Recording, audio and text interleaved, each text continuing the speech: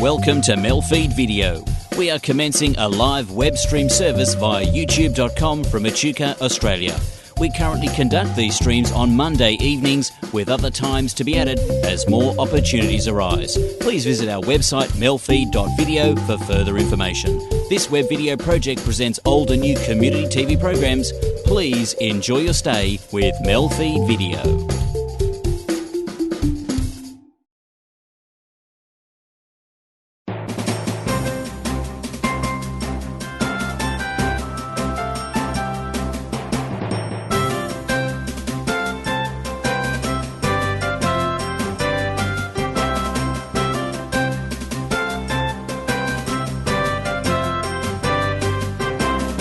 Hello and welcome to NAT Chat. I'm Mirella Rich. Today our guest is Daniel Attard, who works as a Senior Policy Advisor for the Victorian Department of Health and Human Services. Welcome to the program, Daniel. Thank you. Nice to have you. Yeah, it's good to have you back again. Absolutely. And last week we talked all about your work in as your job as Senior Policy Advisor.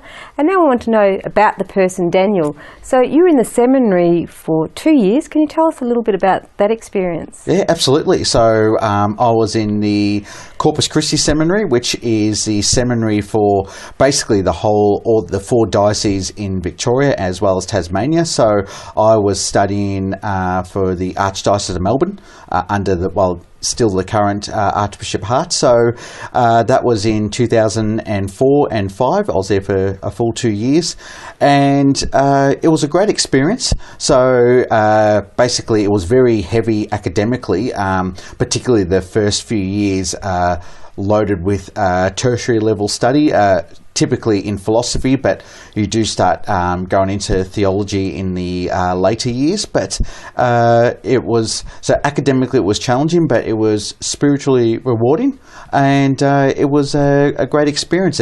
I sort of came to the conclusion that it wasn't the vocation for me, but certainly it's not an experience I regret, and it was good to explore that vocational side of my life. Yeah. My brother's currently in the seminary as well. He just became a deacon just recently, and he also talks about lots and lots of studying, lots and lots of work, and learning English, learning Greek and Latin as well. You learn other languages as well. Yeah, absolutely. Yeah. Like in the first year was quite intense with Latin, and I continued with it for following 4 years, even after I left the seminary. It does nothing to do with the seminary as such, but Latin does build a very good grammatical base for English speakers. Actually, I never really appreciated just how much English feeds directly off Latin, as well as the other Romance languages. Typically people think about Italian, French, Spanish, Portuguese, Romanian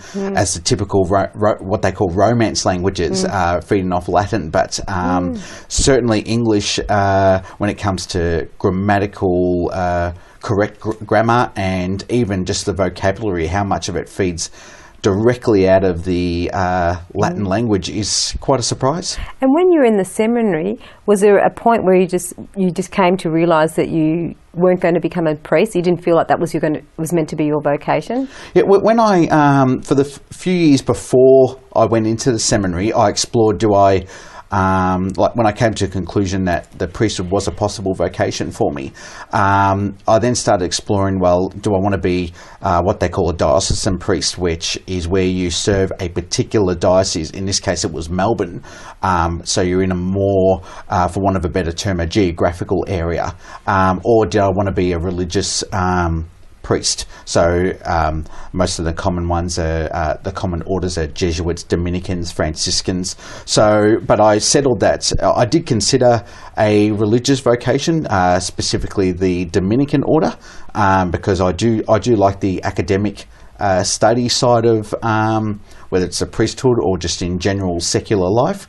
But I decided to go into the diocesan seminary, and so I suppose halfway through the final year I started thinking about, am I on the right trajectory? Do I think that I'm doing what I should be doing, or am supposed to be doing in my life? And I sort of came to the conclusion that I'll take a year break, so to speak, from seminary life and sort of take stock of where my life was, where I was headed, and within that year, pretty early on, I must say, I sort of came to the conclusion that it wasn't the specific vocation for me, that I was going to aim for married life, so to speak, and fast forward 10 years and that's where we are. We're married I've been married for 9 years now, and 4 children later, my wife and I are going on a typical journey. Beautiful. You're a lovely wife and 4 beautiful children. Thank you. Yeah, so you're doing good. And you've also fostered children as well in your life. Yeah, so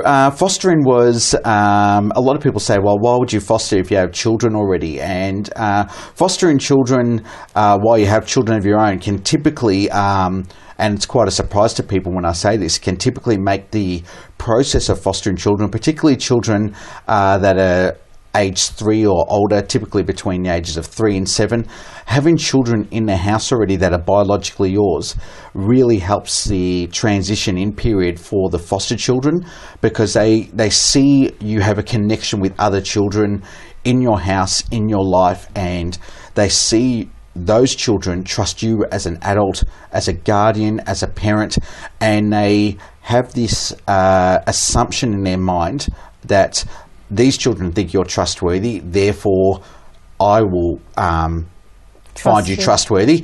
And you can use that as a platform to, particularly for longer term placements, you can use that as a platform for building up a relationship with those same foster children.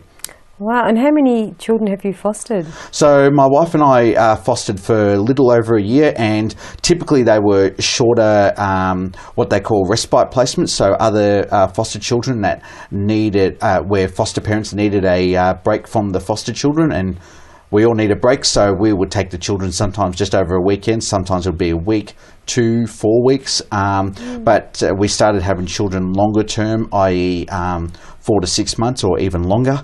And so they all have their challenges. It's quite often actually the respite placements pose a greater challenge than the longer term placements, because the children themselves know that they're only with you for a week, a weekend, a couple of weeks. So they don't try to have that bond. They just basically there to survive, for want of a better term. And it's an unfortunate reality of the foster care system where a lot of these children, even so young as 2, are just in a survival mode, almost a permanent survival mode, until they can get into a loving family and a longer term placement that we can start bringing that sense of normalcy and stability to their lives. But that's a problem that's the foster care system, the foster care systems right across the country face. It's that challenge of getting them into families that provide that loving, nurturing environment that replicates the biological relationship the best. Well, we'll just go to a break, but we'll continue. You're watching NAT Chat. I hope you're enjoying the program. We'll see you again very shortly.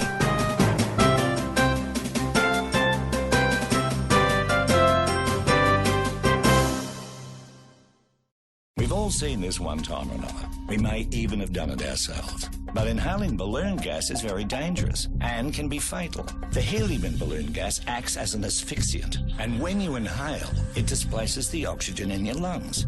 Balloon gas is safe in balloons and when you release it in a well-ventilated area and in a safe manner. So the next time you see some sucker about to inhale balloon gas, or you think it's going to be a laugh, stop and be gas-wise. Behind your favourite team, there's another team. At all levels, in all codes, sports trainers are working to make sport safer. Sports trainers learn injury prevention techniques from doctors and other health professionals so they can provide the right first aid when the going gets tough. If your team could do with a sports trainer, maybe it's time you got a little closer to the action. Find out how you can become a sports trainer. Sports Medicine Australia, providing the team behind the team.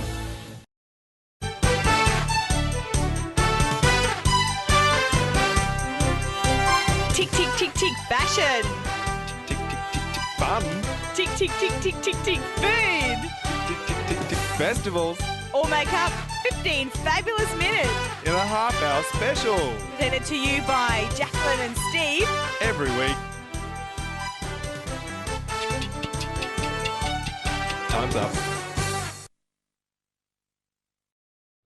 Northern Access Television will turn 30 in 2020.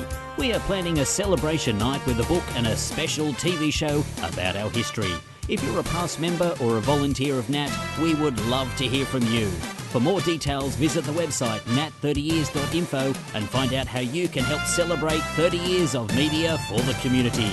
The 30th anniversary of Northern Access Television. Let's celebrate in 2020.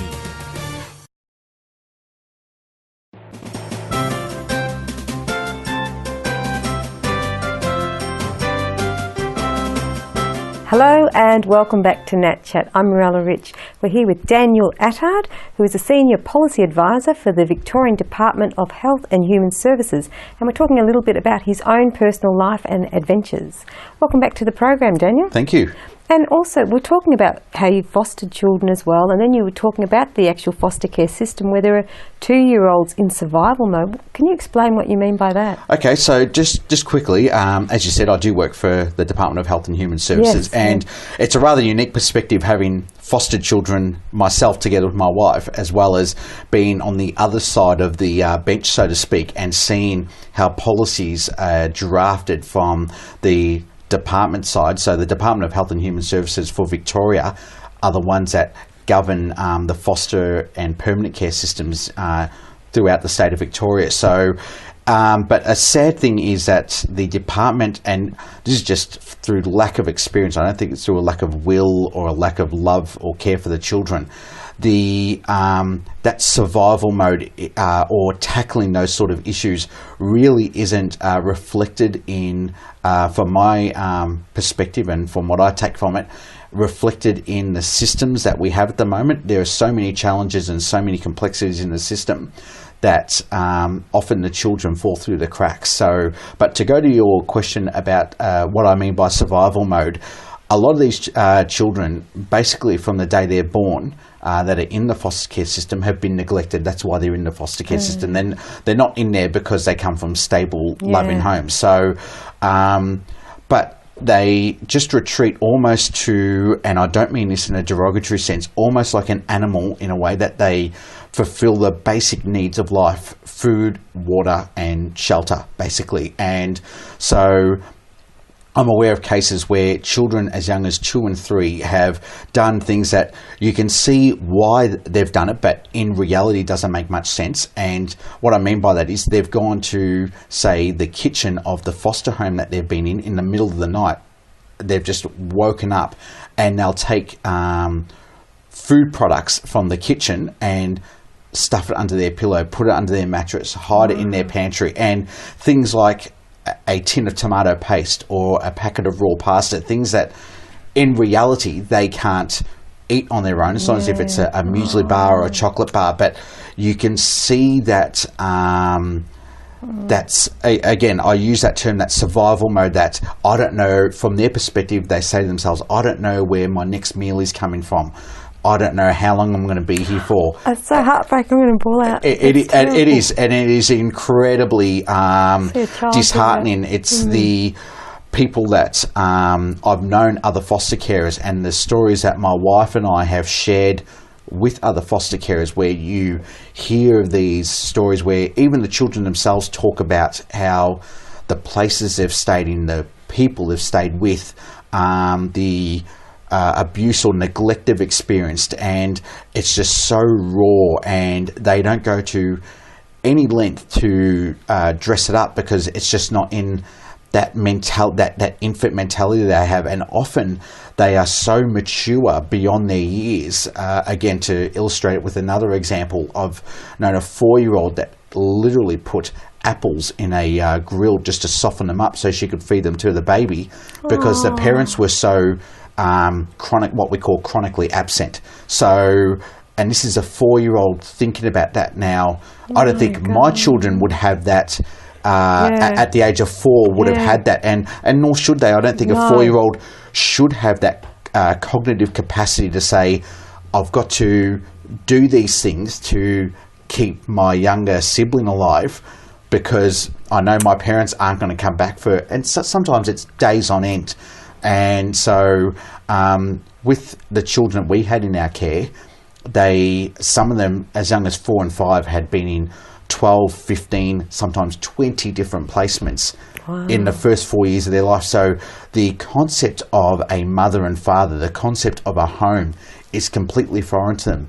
Gee. The first day they move in, they're calling you mum and dad, and you say to yourself, well, gee, they've blended in very well. They're already calling me mum and dad. It hasn't even been 24 hours. But they look at mum and dad like a position, like a job title, for instance. So you're the senior person in the house, so to speak.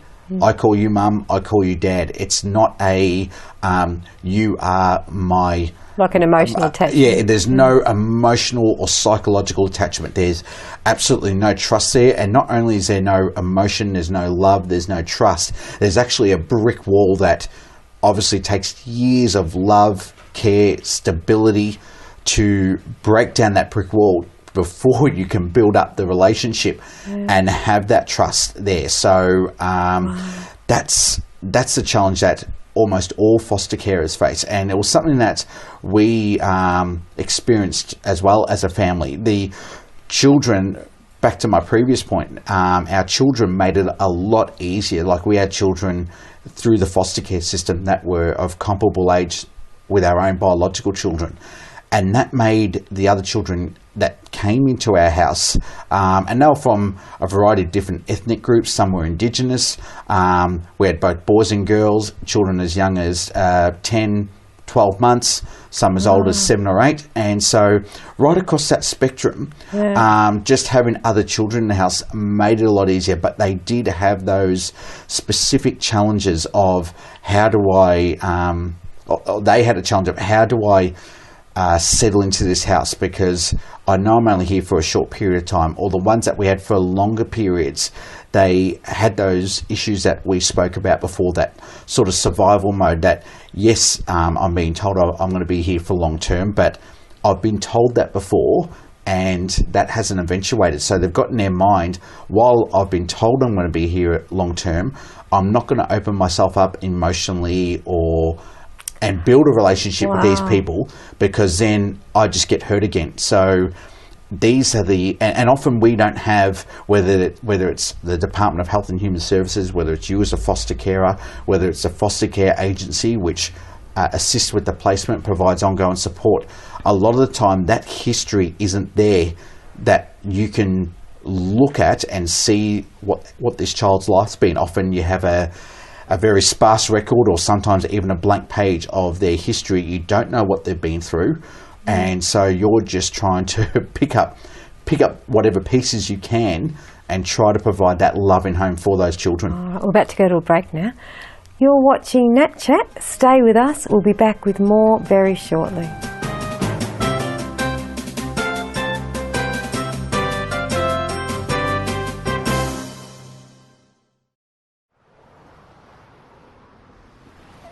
If you were living on the streets, wouldn't you want more than just your best friend to keep you safe, warm and dry?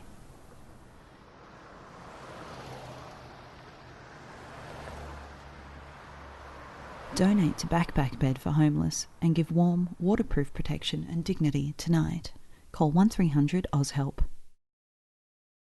Come on, fellas. Let's get down there. Hang on. Where's Dave?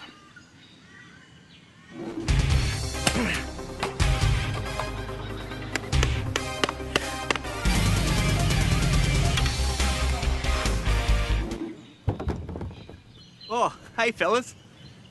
What do you think? Pretty cool, eh? Real men look out for each other. Don't let your mates drink and drown. Here's to the straggly ones. The lopsided ones. The first ones. The I miss my beard ones. The hey, I look good with this ones. The he's never grown that numb weak ones. The black, brown, red and grey ones. The oh whoa, that one. The itchy ones. The never forgotten ones. The ones grown by Dad. The ones grown for Dad. The started late ones. The absolutely filthy ones. The drawn-on ones, the finger ones, the badge ones. The I nearly didn't do it this year ones. And the yeah, why not ones. They all raise awareness, raise funds, start conversations and save lives. Because whatever you grow will save a bro. Sign up now at Movember.com.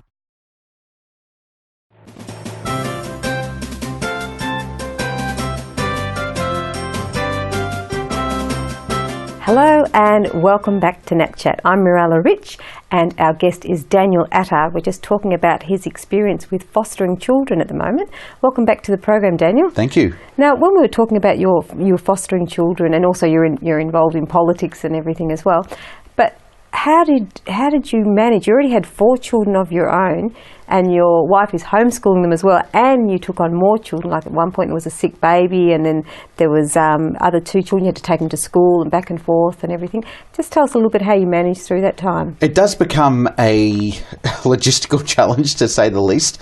I guess organisation is the key, for want of a better term.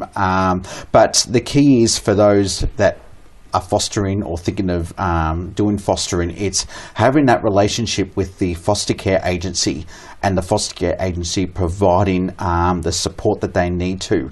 And if I'm going to be frank, that always doesn't happen.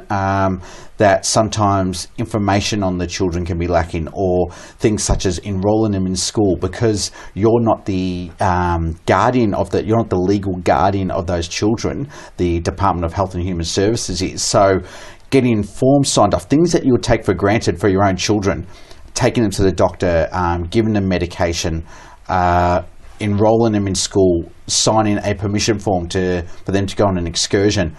It's these things that do add another level of complexity to, as we discussed before, what is already a complex and at times a volatile relationship with all the different parties involved.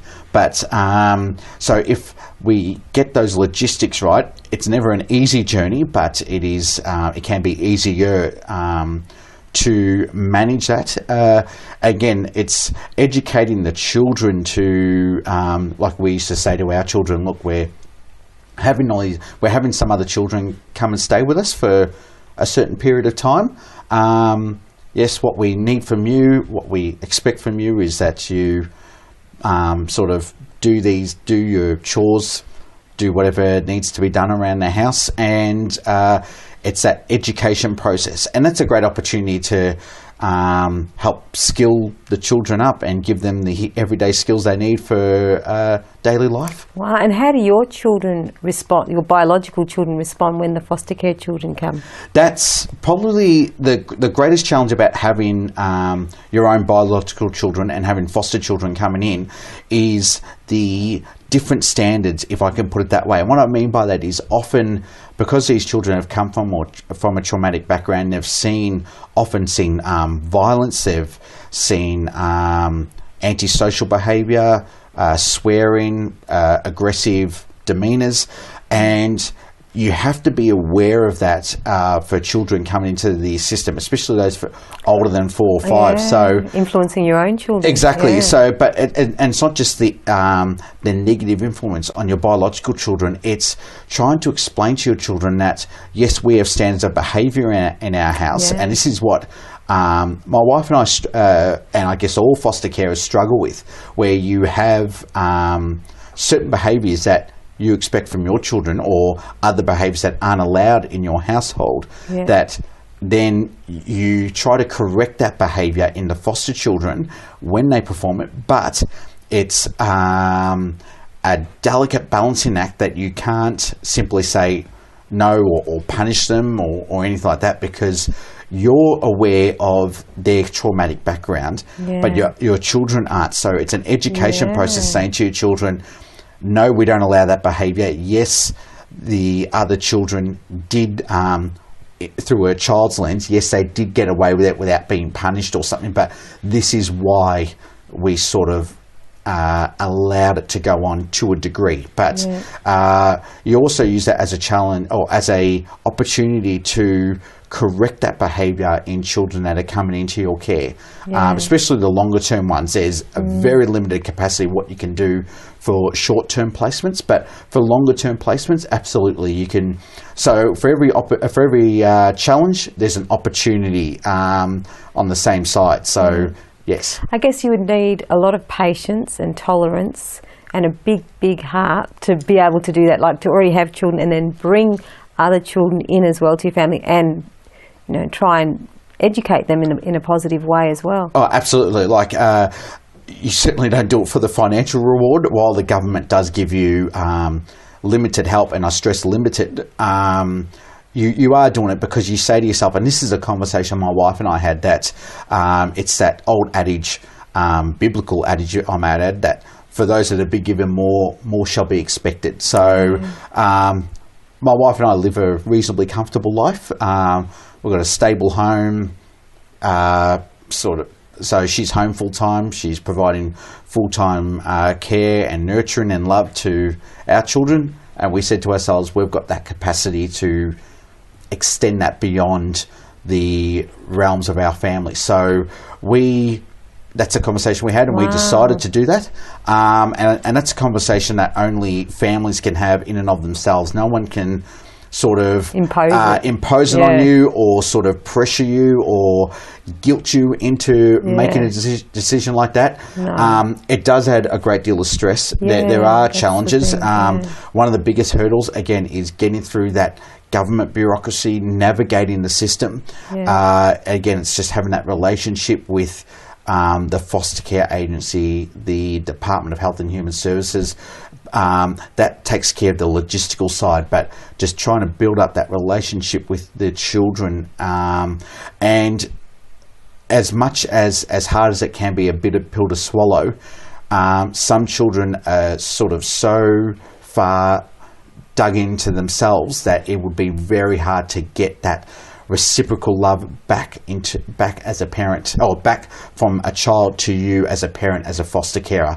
And not having that love come back the other way is often too much for some parents, and they give up the foster care as such. It's a hard job. I mean, you need to be a certain type of person to be able to do that, and to be able to commit to this long, it will depend how long you did it for, but say if you're doing it for long term, to commit to really helping to this child to grow and to feel loved and feel secure in the world again.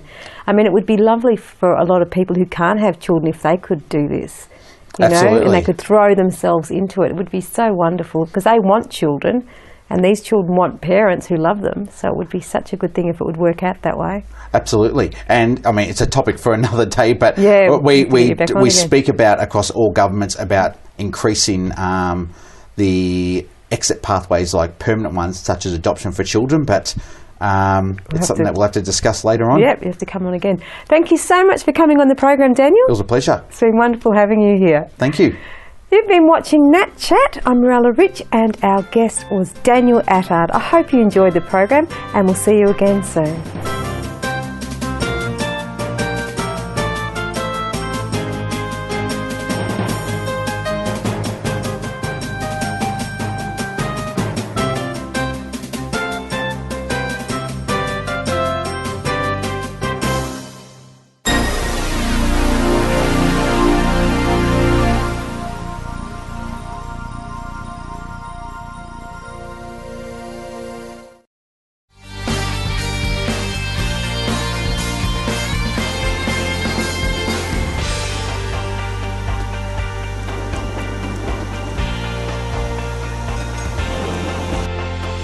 Live streamed from Echuca each week, this is MELfeed Video, a different sort of TV.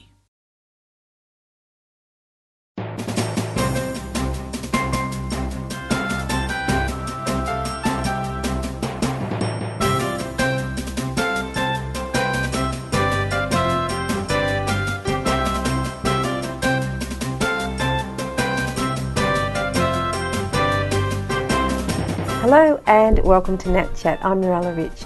Today our guest is Patrick Sibley, who has studied his Masters in Bioethics and has also studied relationships, marriages, and starting to build new relationships and how to go about them in the best way.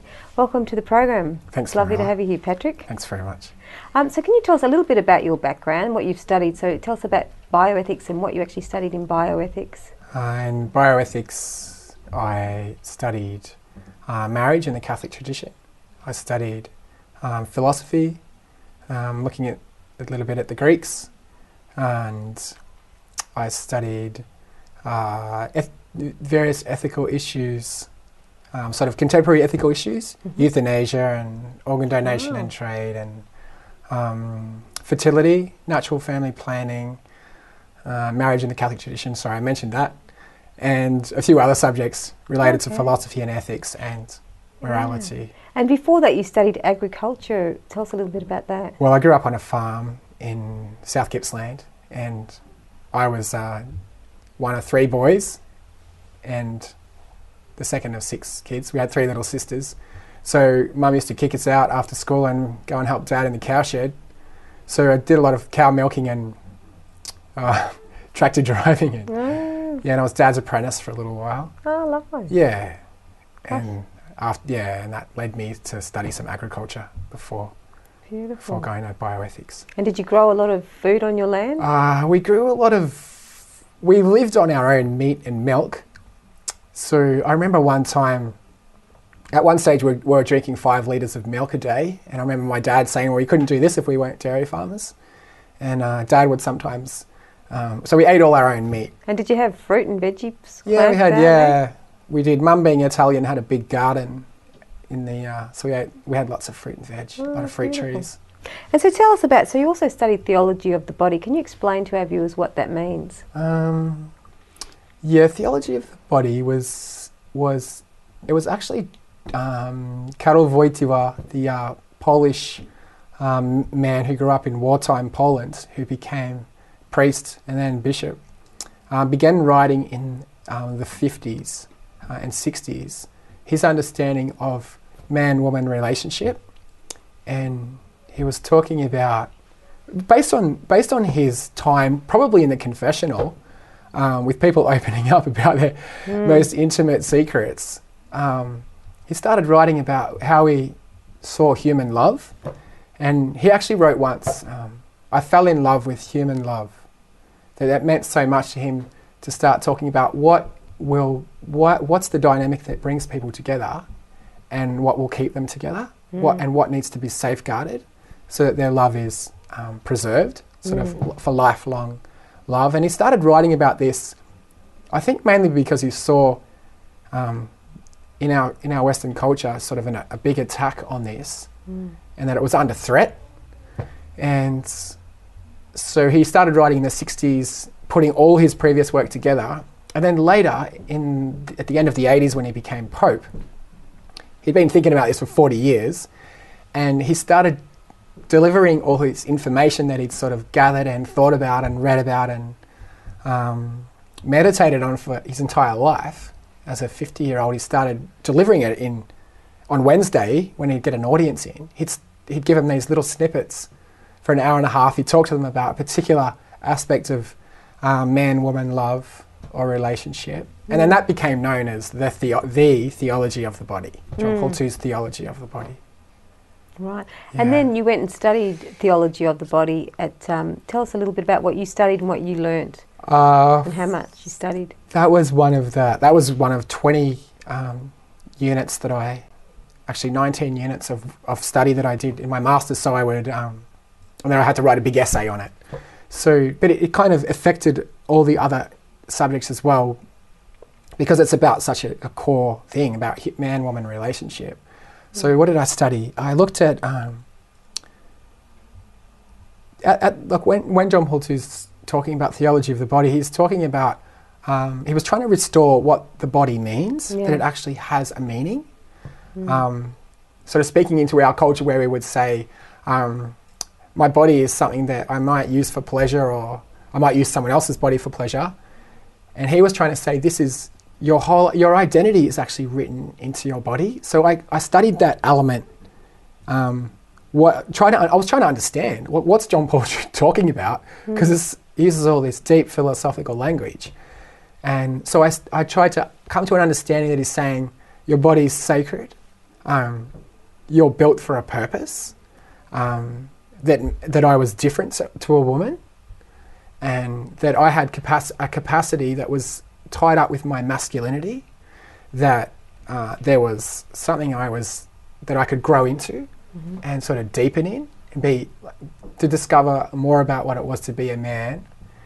And of course, this was easy to get excited about, because it was all about how I was going to relate to a woman.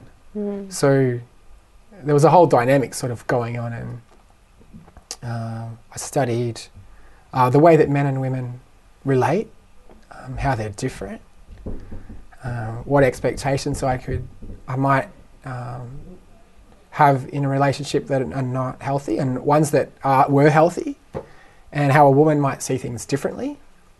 And can you pinpoint anything at how that he spoke about women and men being differently and how they relate differently, and what sort of aspects did he talk about? He spoke about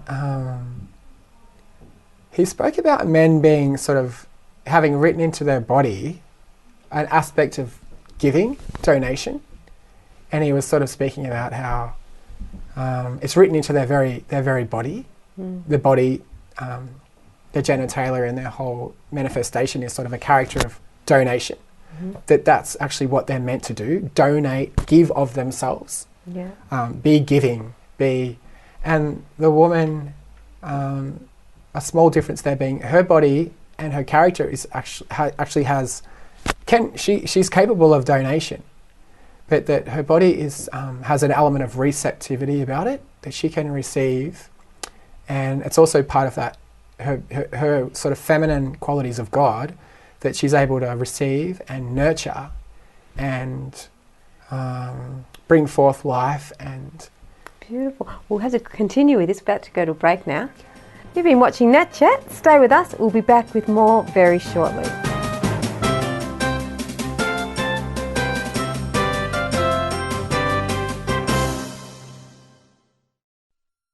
We always liked to play chess together ever since we were little.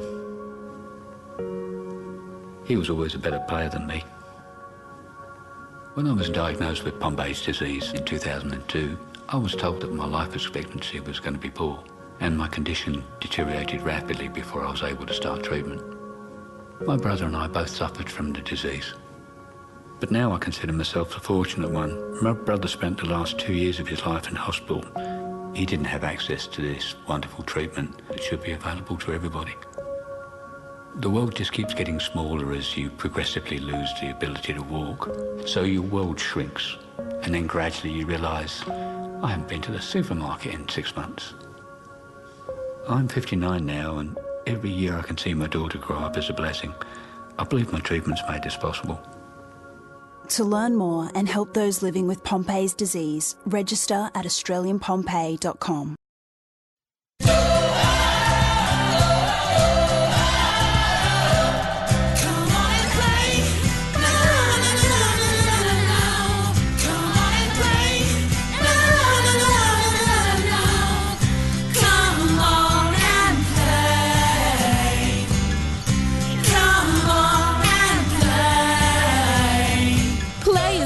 To every child's development, an important message from the Australian Toy Association. Hi, I'm Lane Beachley. Australians have recycled enough printer cartridges to cover Bondi Beach 12 times. That's kept 11,000 tonnes of valuable resources out of landfill. Drop your used original cartridges into the special boxes at participating retail outlets, and they'll be turned into new products, from pens to road surfaces. Help us keep up the good work. Find out more at cartridges.planetark.org.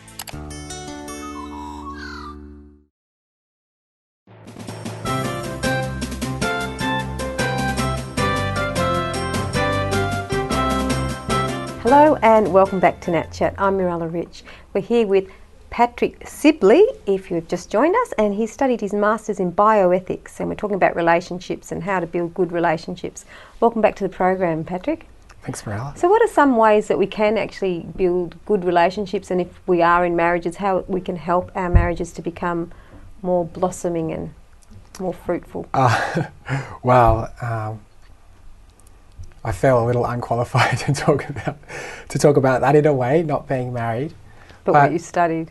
Well, based on what I've studied and what I've heard from friends, and I've got many friends who are married, and from the little that I understand is that there's a guy called Patrick Langrell, actually, a young guy from Sydney who I heard him speak once, and he said something that made a lot of sense. And he said, in our culture, we have what would healthily work to make a relationship last for life, for lifelong love, would be that we become friends, and then we get to know each other, and then we sort of get to a point where we think, oh, I can rely on this person, trust, and then rely, and then commit, and then that the intimacy would come at the end of all of that. And it would be secure in the trust, the relying, the knowing, the friendship. Yeah. And I thought, oh yeah, that all makes sense. And then he said, but in our culture, we go from meeting, there's the temptation and the opportunities often to go from meeting to intimacy, and then all those other steps are all thrown into confusion. Sort of like, do I really know this person? Can I trust this person? I don't know if I can rely on this person. And I don't know if I'm going to commit. So it sort of throws out the chemistry of what is actually going to, it might still be fun, but if the vision is for lifelong love, and ask any teenager what they're looking for, and they'll, do you want lifelong love, that someone's going to treat you with respect and love you for the rest of the year? So what was your question again, Marilla? Yeah, so I was just saying, like, say, was there any sort of tips, I guess, you can give for marriages? Like, because we were talking off camera where you were saying how if the husband doesn't want to have children, or the wife doesn't want to have children, it's kind of like an empty marriage. It's not even a real marriage. Well, yeah, I think in our culture, the friends of mine, both the people that I've sort of engaged with, Christian and non-Christian, I gather that any good relationship is a lot of hard work. That was the wise people say that. The old ladies and the old men, it's going to be a lot of hard work. And from what I understand and from what people have said to me is that there's a few things that are not going to help, and that's when people start using each other.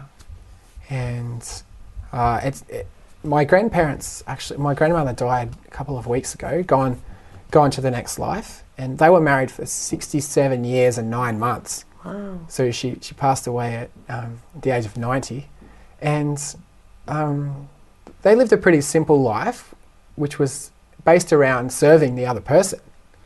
And so my understanding of the way a good relationship is going to work is that it's an other-centered experience, and an experience of giving and self-gift.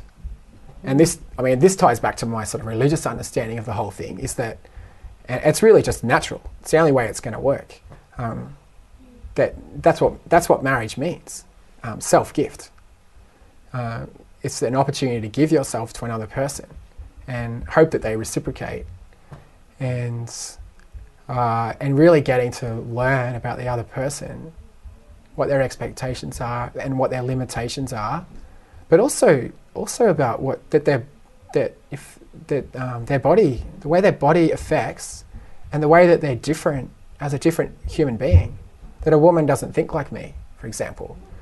That I sort of see these book titles that say men are from Mars and women are from Venus, or there was another one called Men Are Always Right. Why Men Are Always Right and Women Are Never Wrong. So they think differently. And that getting to know, one of the exciting things for me was getting to know that with a woman's body, and because of her chemical makeup, she can be totally different. 28, like she can be different every single day. She's a different being than she was yesterday, because her hormonal balance is slightly different every day. So that would affect the dynamic of a relationship, meaning that as a man, I would have to be in constant dialogue with her as a body, as a sort of embodied spirit. Like, her body actually has a lot to say, and get to know that, get to know that about the woman, and that sort of constant dialogue with her would mean I'm actually getting to know this person and her limitations and her sort of, I mean, if you're going to put religious terminology on it, you might say her sacred identity, like her the manifestation of who is this being, and it's tied up with her body. Yeah. Okay.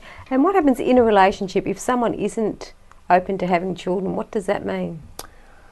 Well, from my experience, I would say that some women would say they're afraid, or some guys might say it's a fear. I mean, it could mean it's too hard, or I'm afraid of the consequences. Can I do it? Can we afford it? But it can also have other meanings, sort of other little meanings on the side. It could tie into our natural tendency to think of ourselves first. But it could also have, there's also some fairly deeper meanings that, from my understanding, I would say ties up to selfishness. I've already mentioned that, but it could mean that for a guy, it could mean that he doesn't want to share his kingdom with anyone else. And from what I've seen, it can affect the whole relationship. If a guy doesn't want any competition, then it can be very convenient to say, I love you, but not all of you. Like, I don't want your fertility. Like, I don't want your children. And that can end up saying to the woman, there's a little part of you that I reject. And from what I understand, if I'm right, you can tell me, the woman can read into that or come to believe that, hang on, I'm not being totally loved here. Yeah. That there's a little bit of me that's sort of rejected. Okay, we'll have to continue with that. We've got to go to a break now. You're watching NAT Chat. Stay with us. We'll be back with more very shortly.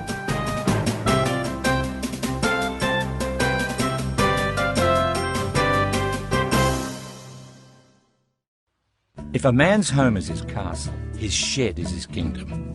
It's a place men can hang out with a few mates, build a few things, even if you haven't before, and give back to the community. No man should be without a shed. The Australian Men's Shed Association is working to provide a shed for all Australian men, and they have over 400 already. Visit your local shed, build your community, and make a difference. Find a shed near you. It's time to give back.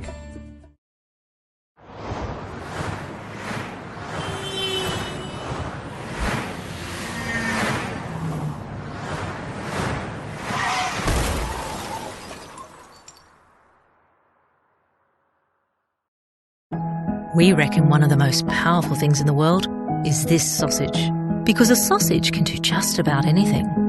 It helps people to walk, see and hear, supports families after fire, drought and flood, and even helps plant trees in our community. Our sausages are working to cure cancer, helping farmers in tough times, and connecting people who are new to a community. And at the same time that they're doing all that, they're nurturing the leaders of tomorrow while building friendships that last a lifetime. Yep, these humble sausages are more powerful than you can believe. They're working wonders in our community. And at Lions, so can you. Lions Australia, we serve more than sausages.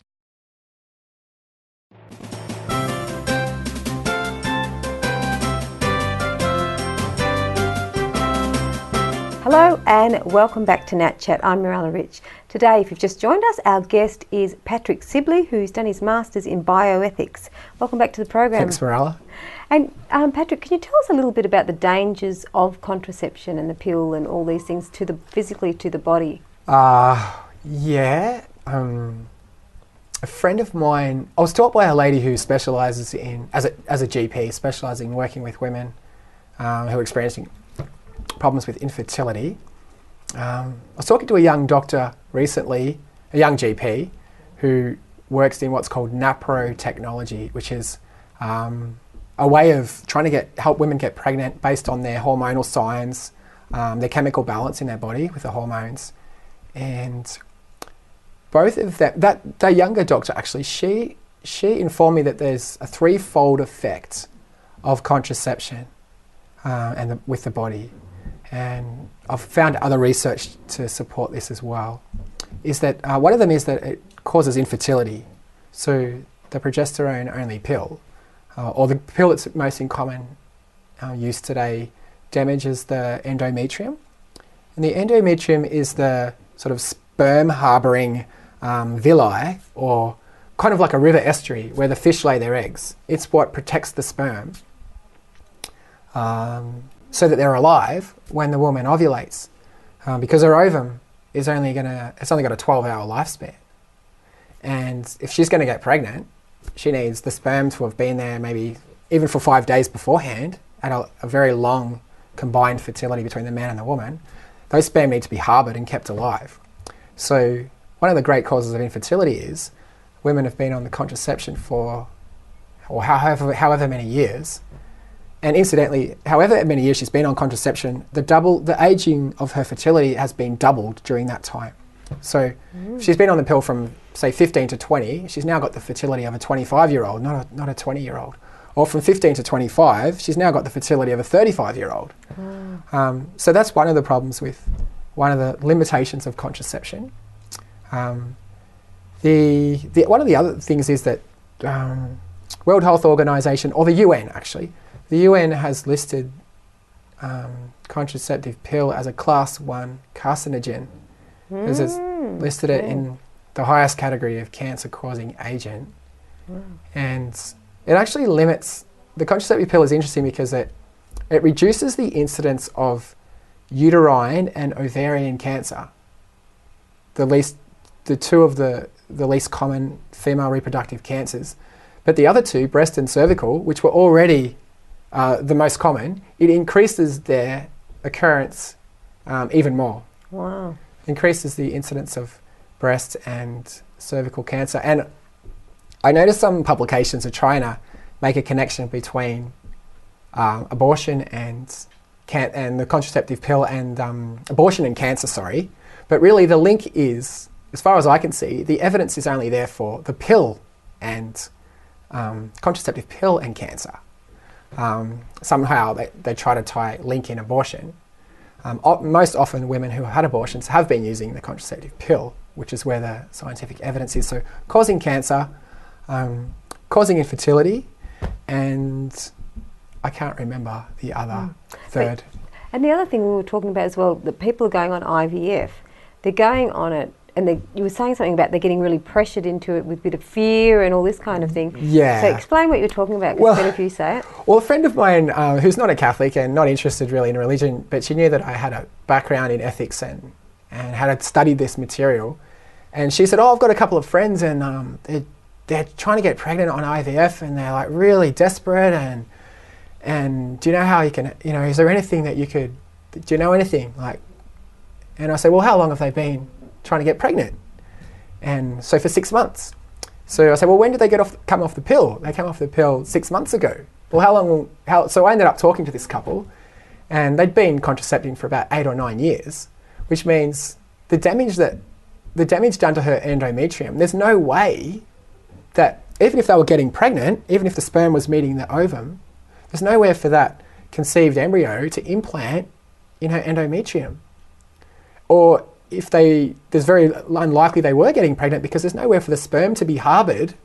They'd have to time it exactly right for her to even get pregnant in the first place. So I spoke to them and I said, well, you're going to need 20 months. This has got nothing to do with... So what this is the way IVF operates, is as an opportunist industry. Like, vulnerable woman, desperate, I'm not going to get pregnant, I'm 32, or I'm 35, or I'm 38, panic mode. And IVF sort of operates, it's a profiteer industry, really targeting desperate people who are in panic mode about not getting pregnant. And sure, they get $15,000 out of them, just straight up. And which is, I think it's a real shame when I hear people think that that's their only and first option. Mm-hmm. Their best option is to do nothing for 18 months.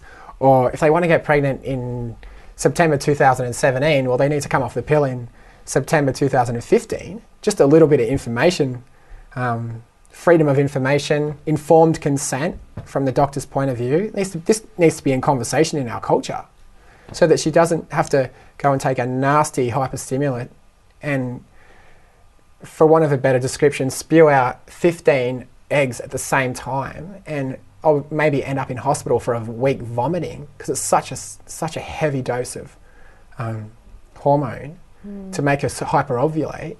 And then the guy having to do all these things and then I have to go. It's a traumatizing experience, very costly and not always effective. And the biggest problem with it is it's not necessary. And Billings has this, I think this couple ended up trying Chinese medicine or some kind of, and what's humorous is that whatever the couple were doing when they got pregnant, they swear by it. It's like, oh yeah, we were drinking this particular herbal tea with this particular herb in it and that's why we got pregnant. But it really is, at least Billings' ovulation method is the most honest. They give them nothing. They say, there, darling, just sit it out for 18 months and relax. And their claim is that 66% of women declared infertile on IVF come to us and get pregnant within 6 months. Yeah, and of course, because they just needed the time.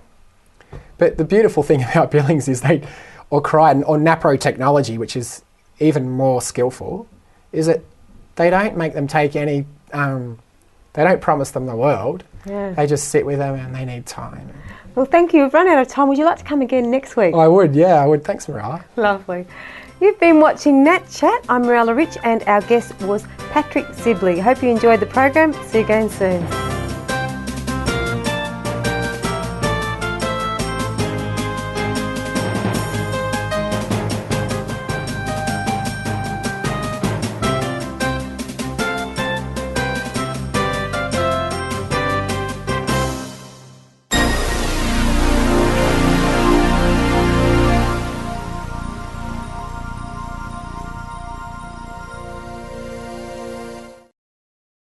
Okay, Sarah, I'm going to order some pathology tests to see how everything's going. Half the Australian population had a pathology test last year. That's you or someone you love. 100 tests are performed every minute, delivering vital medical information. From the moment you are born, your healthcare depends on pathology tests. 70% of medical decisions rely on information from pathology tests. Pathology is the engine room of healthcare. One small sample can reveal millions of insights all about you. Pathologists are your doctor's doctor. 25,000 people work to provide doctors with the answers they need to treat you. Australian pathology is world class. We may never meet you, but we see each of you as part of our family. Every minute, 23 Australians find out more about their health. Good news, Sarah. The results show that everything's okay. Pathology provides peace of mind. I rely on Australian pathology. Sign up online to support Australian pathology. Man to man, it's time to stop. Stop the tragic waste of life and the destruction of families, including your own. Stop blaming drugs and alcohol and believing that walking away makes you weak. Stop thinking you're a hero and wasting your life behind bars, wishing you could take that one moment back. Stop the coward's punch.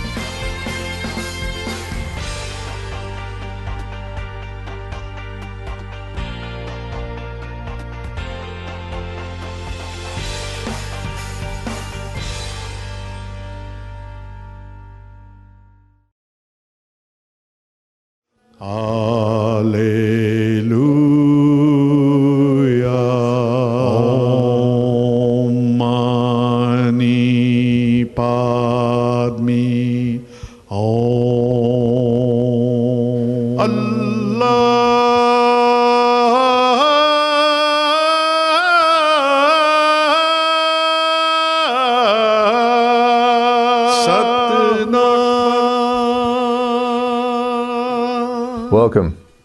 You're watching Harmony and Diversity, and today we're speaking with Vaughan Parnapa, who's a Baha'i of Maori descent. And when we finished the last program, we were actually talking about the transition of Vaughan from Ratana priest, if you like, through to his subsequent belief in Baha'i, the Baha'i religion. Vaughan, could you pick up the story from where you were having that revelation? Sure. Just to reiterate from last week, the experience that I had was in I think it was the Elam church. I went along with a friend of mine to an evangelical meeting that they were having, and during the course of that, went for the altar call, which is not normal for in the Ratana church. We don't have this kind of thing. But I went for the altar call, and subsequently the experience was that the pastor laid hands on me, and an experience occurred where heat came like a channel over my whole body, and one minute I'm standing looking him in the eye, and the next minute I'm lying on the ground, and every cell of my body felt like it was filled with joy. I felt uncontrollable laughter surging and welling up within me, and my immediate response was, feeling was, you're looking like an idiot in front of 200 people. So I went to get up, and the pastor came, and he gently pushed me back down, and he said, let the Holy Spirit work. I laid there for a good 5-10 minutes, and it was a most amazing experience of feeling. And he came back to me after a while and said, the Holy Spirit has given me a word of wisdom, that you will lead many of your people to Christ. And my thoughts at that time were, because the Ratana church had done something that was very controversial. Ratana in 1928, I believe it was, he had the name of Jesus Christ on 2 wooden plaques inside the temple near the altar. And on one particular day, he went in and he turned those 2 plaques around, and it had Ihu Karaiti, Jesus Christ, and on the other side it had Tama, Ate Matua Ora, Son of the Living God. And he said to his followers, from this day forth, because the world has made the name of Jesus Christ like a swear word, I don't want you to fall into this trap. So from this day forth, we will use his true name, which is the Son, Tama. Immediately, about a third of the audience felt it was blasphemy, stood up and walked out. And from that day to this, the Ratana church does not use the name of Jesus Christ. They use the name the Tama, or the Son. And one of the thoughts that occurred to me at that time was, maybe I have been given a mission to reintroduce the name of Jesus Christ to the church. Many have tried, and it hadn't been very successful. I wasn't sure. I didn't know.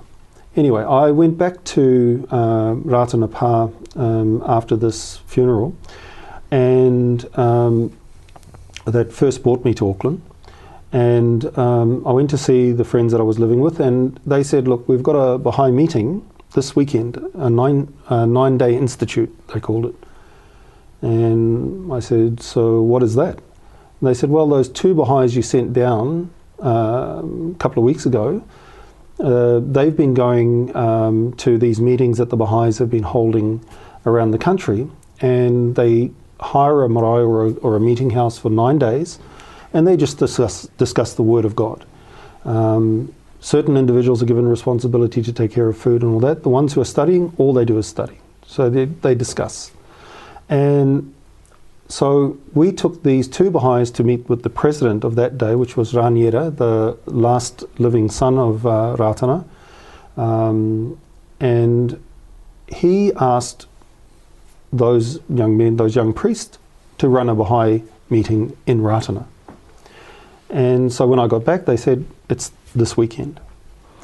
One interesting thing that happened was that I got a call from a couple of Baha'is who are very tech literate, and they said, look, we've just received all of the Baha'i writings in electronic format.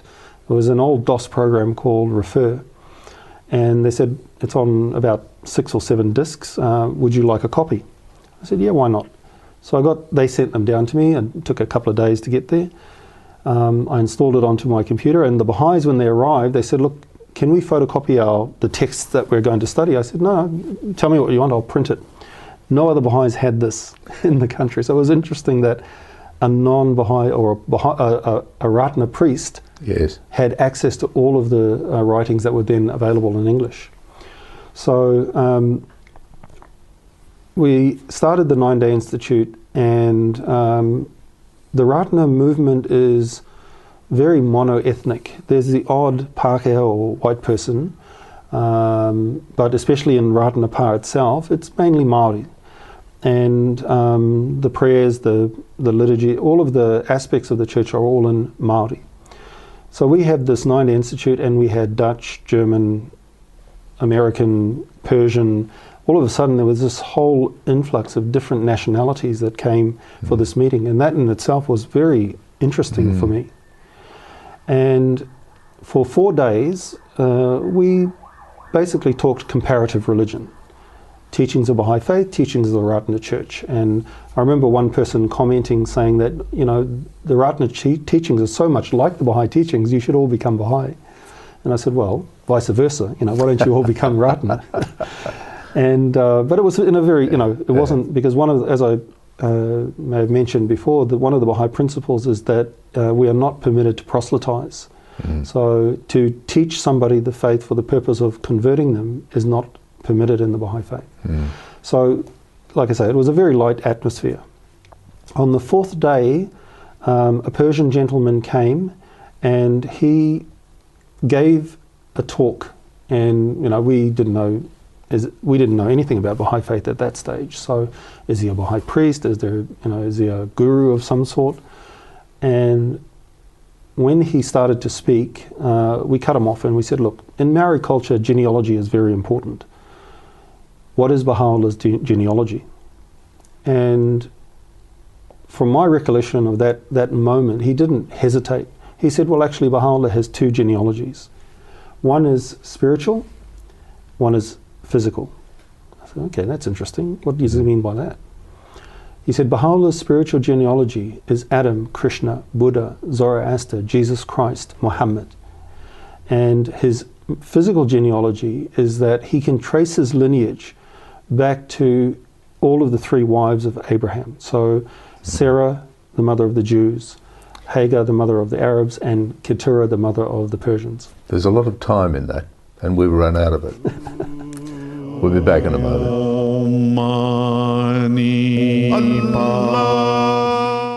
Behind every great athlete, there is a great support network. Australian Athletes with a Disability and Wheelchair Sports Australia help athletes realise their full potential. Gonna go from 3, yes! No matter their ability, we're there to support them. Sporting opportunities for all abilities. For more information, visit sports.org.au. Australian women need to kiss more. Watch out for persistent and unusual symptoms, as they could be a sign of ovarian cancer. Know the important signs and symptoms. Kiss. Look out for symptoms like abdominal or back pain, difficulty eating or feeling full quickly, or persistent bloating, or a change in toilet habits. If you're experiencing persistent and unusual symptoms for more than 14 days, see a GP. Make sure you kiss regularly.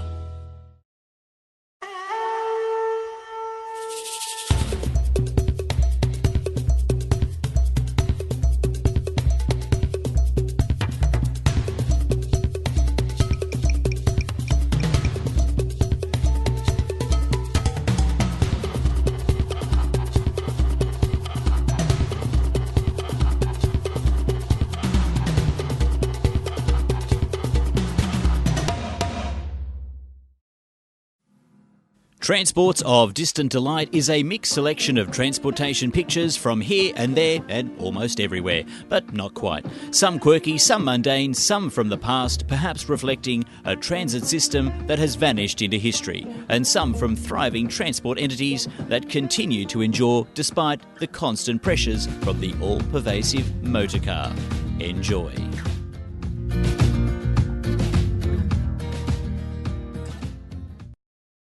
Welcome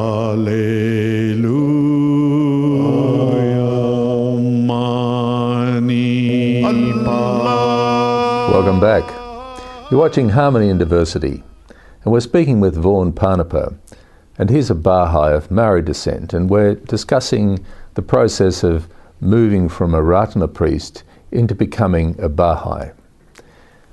You were speaking about the genealogy of the Baha'u'llah. Yep.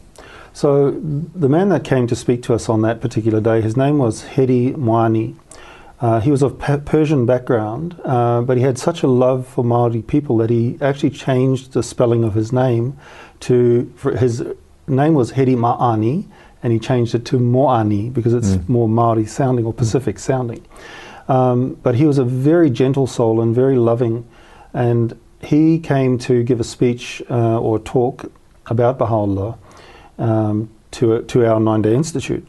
And as I mentioned, we challenged him from the word go and said, what is Baha'u'llah's genealogy? Because genealogy is a very important part of Maori culture.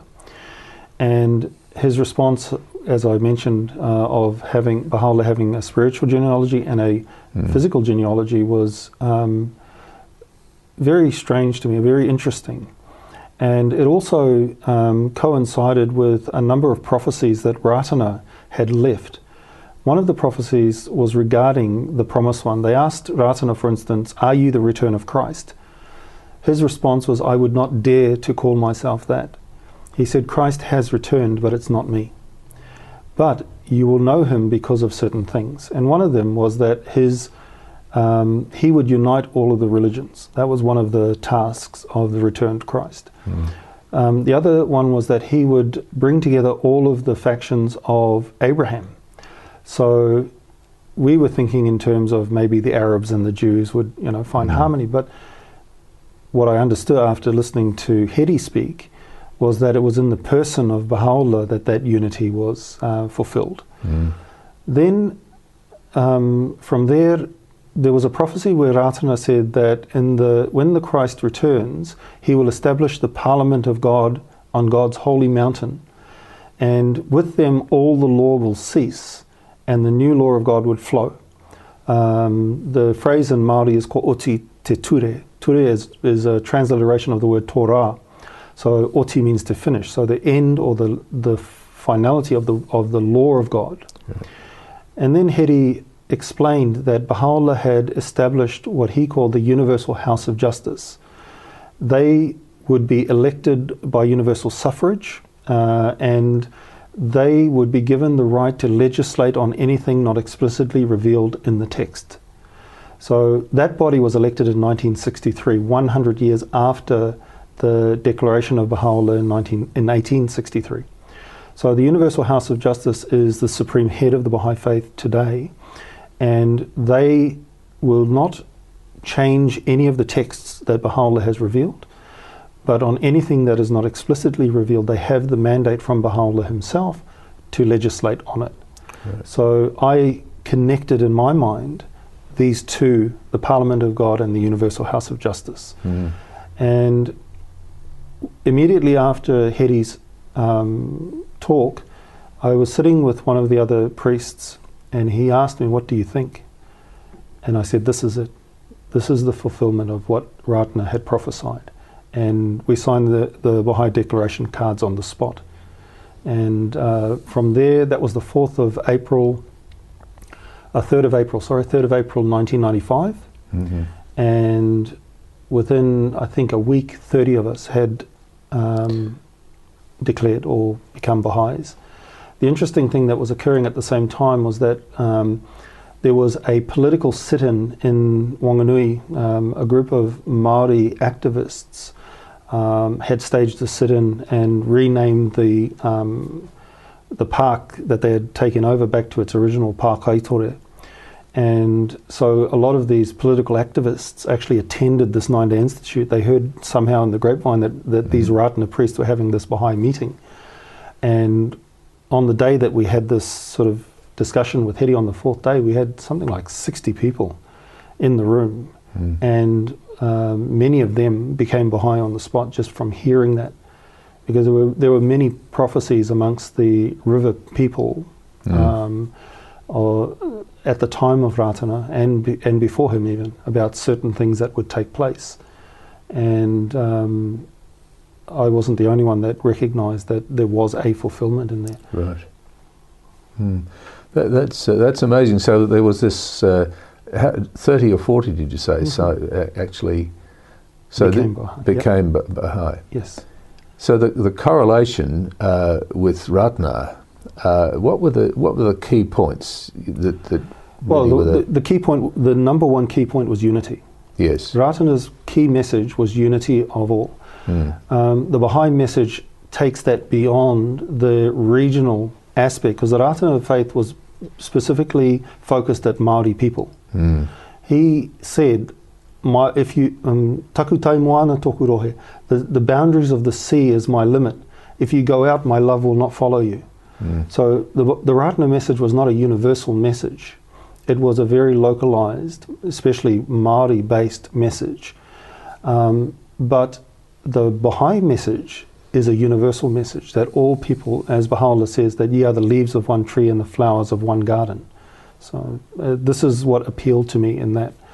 And the other aspects of it were, there were many sort of traces of, how would you put it? When I read the Baha'i writings, a lot of things that Ratana had said suddenly had new meaning and came into a new light.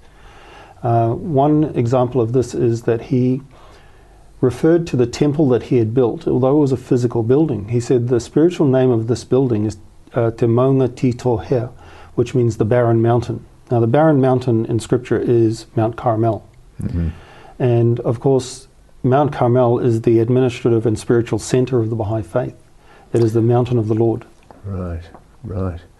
So the correlation of those sorts of issues, it was really starting to focus for you. So is that the process of coming into becoming a Baha'i, is that you just simply sign administratively, yes. I mean, there are two things that are required according to Baha'u'llah. One is recognition and the other is obedience. And I have to be obedient to time. Sure.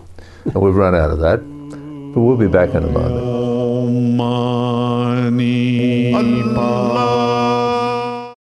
Most of us experience life's ups and downs, but we can always appreciate the finer details that make life worth living.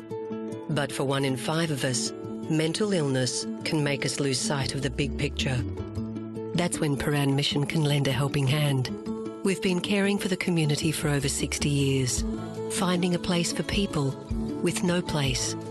Show your support and stand up for mental illness. Visit our website and make a donation today. I want to get the word out to blokes about a little gland called the prostate. It's only the size of a walnut, but it can cause a whole lot of grief.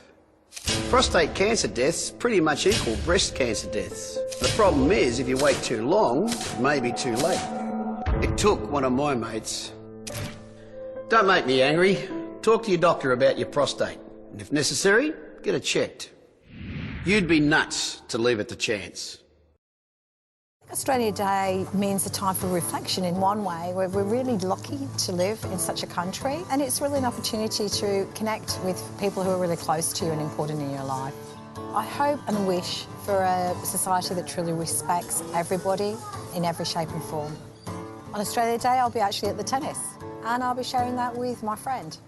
Doesn't get much better than that, really. Get together on Australia Day. Go to australiaday.org.au to find out how.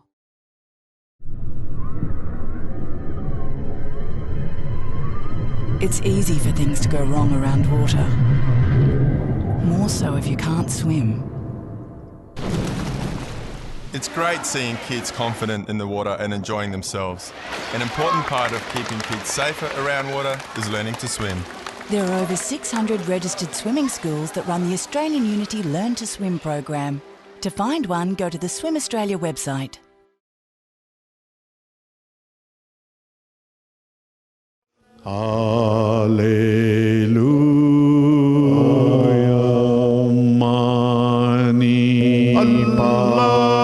Welcome back. You're watching Harmony in Diversity, and we're speaking with Vaughan Parnapa, who's a Baha'i of Maori descent, and we're discussing the sorts of issues which relate back to his original religious position of being a Ratana priest. What sort of issues, you're a Baha'i all of a sudden, what happened? On the surface, nothing. I mean, the Ratana Church is very accepting and open. There was no sort of vilification or condemnation. In many respects, the simplest way I can say it is that the Baha'i faith talks about progressive revelation, that each revelation that has come in the past foretells the coming of the next, and the one that comes after it affirms the one before it. The Ratana view has been sort of like a factory where there are workers in different departments.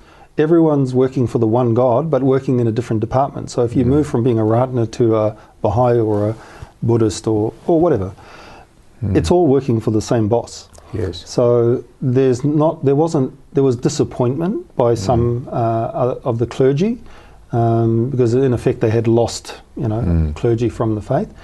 But by and large, it was just taken in hand that this is what they've done, this is what they've decided. The best sort of explanation when my mother questioned me why, the word Ratana can be translated to mean lantern. And I said, the lantern guided us through the night. Baha'u'llah is like the sun. When the sun rises, you put the lantern away, not disrespectfully, but the lantern has served its purpose. So the teachings of Ratana are preparatory, I feel, for the Māori people in bringing them to that new stage of understanding and ratifying, I guess, in some ways, ancient Māori belief, pre-Christian Māori belief, and bringing Māori into a Christian understanding that is compatible with Māori understanding rather than a Eurocentric Christianity. Yes, yes. Well, what elements of the early Māori belief are relevant to that? What comes from there? The land, of course, the Treaty of Waitangi. One of Ratana's statements was that he fulfilled a prophecy by his auntie Mere Rikiriki, that a young man is coming, in his right hand he would hold the Holy Bible, in his left the Treaty of Waitangi, and that he came and said that he fulfilled this prophecy, both as bringing a religion and starting a political movement. But both in the religious and political sides, he had very different ideas than the current thinking. So he was very revolutionary in his approach. And just to give you some context, in 1918 they did a census. The total population of Māori were 58,000. And I believe there was an article in the British newspapers saying they were smoothing the pillow of a dying race. So there wasn't any expectation for Māori to live beyond a certain time period as a race. But from 1920 onwards, there's been a turning point, and Ratana, I feel, was instrumental in that. When I wrote to the Universal House of Justice just after becoming a Baha'i to say, okay, how do I respond to Ratana people who ask me, do you still believe in the Māngai, in the mouthpiece of God? The response from the Universal House of Justice was one of the most loving letters I've ever received from anyone. The House of Justice wrote to me and they said, whilst there is no direct reference to Mr. Ratana in the Baha'i writings, we refer you to the following quote from Shoghi Effendi regarding Joseph Smith, the founder of Mormonism. And Shoghi Effendi, the great-grandson of Baha'u'llah, states that in every age, seers and sages arise as social reformers, animated by the spirit of the age. This may well be Mr. Ratana's role. So we have individuals like Christ and Buddha and Krishna who are what we've referred to as manifestations of God. If we use the analogy of a mirror, the manifestation of God is light shedding like the sun. The human soul is light reflecting like a mirror. So when we turn our mirror towards one of these individuals, whether it's Christ or Buddha or Krishna, we begin to reflect the truth that they have shed upon us. Right. So I saw Ratana as this social reformer And when you think about, in 1918, 58,000 was the total population. By 1921, 42,000 signed a covenant accepting him as a prophet. So that's quite a large number. It is a large number.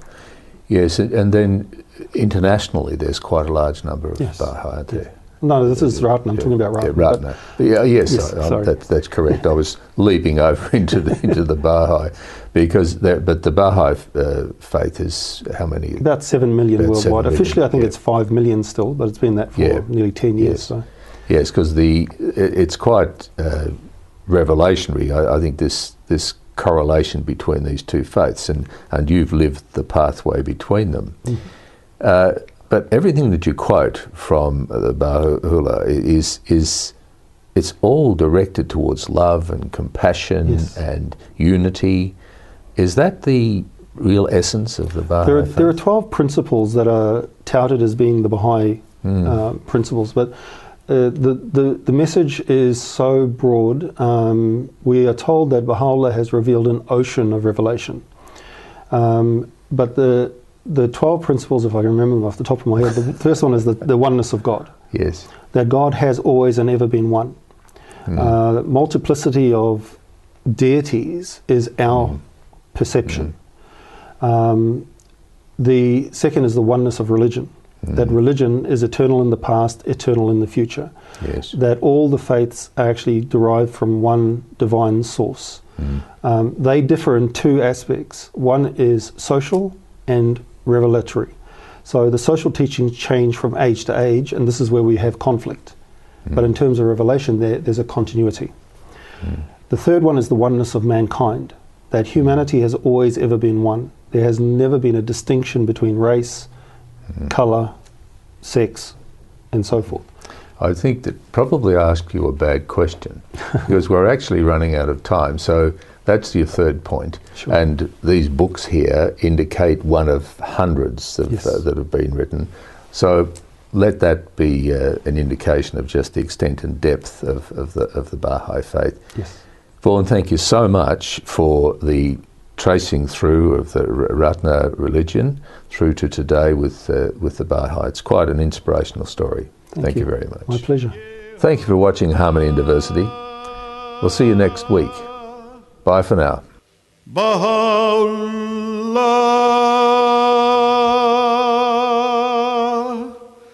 Shanti Om,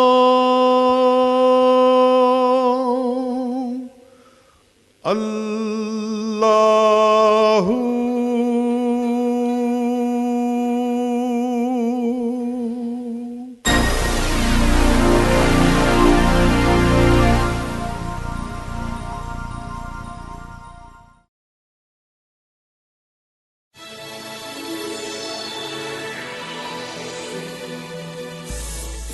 For over 80 years, the Royal Flying Doctor Service has been providing a mantle of safety across our vast land.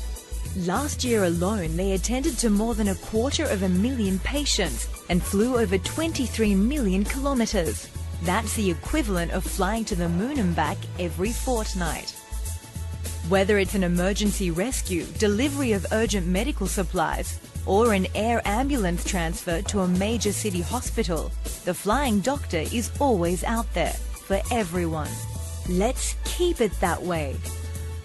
Donations to the Royal Flying Doctor Service can be made online, by cheque or by calling the number on your screen now.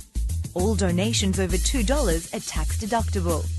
So please give generously and help keep the doctor flying.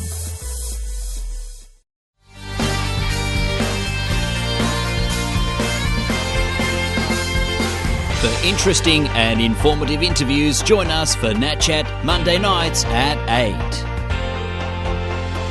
8. Live streamed from Echuca each week, this is MELfeed.video, a different sort of TV. Carries an MA classification. The following program carries an MA classification and may contain adult themes and coarse language. MELfeed.video advises that it is suitable for viewers aged 15+.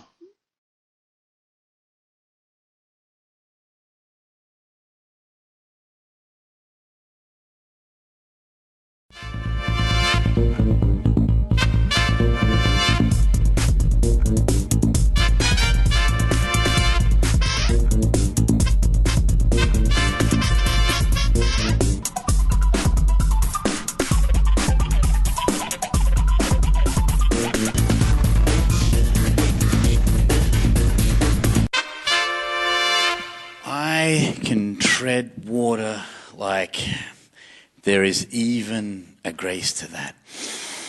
I can breathe underwater. At least I've tried to now and then. I never did learn to dive, all I can do is jump. A feet first, drop down, crash to a surface salty, burning throat and nostrils, but I'll be smiling, because I enjoyed falling. That leap and grasp for air, that rush of empty in the updraft, and I seem to just hang in space for some moments before the body of water moves on me, rushing up impossibly fast. Then, my limbs want for feathers and a glider's grace, but oh no, down I go. I'm a projectile launched out to sea with all the grace of a fridge trying to fly. Failing and falling until I crash with a huge splash. My contact here was just a flat on the back bomb. Torpedo puncher going too deep to stay in control and swim. Come up with a hiss. Huge air pocket in my pants. Sting of that slap still searing my skin. Ow. But like I said above, before we jumped off into this, no matter that ballywhacker smack that comes after the jump,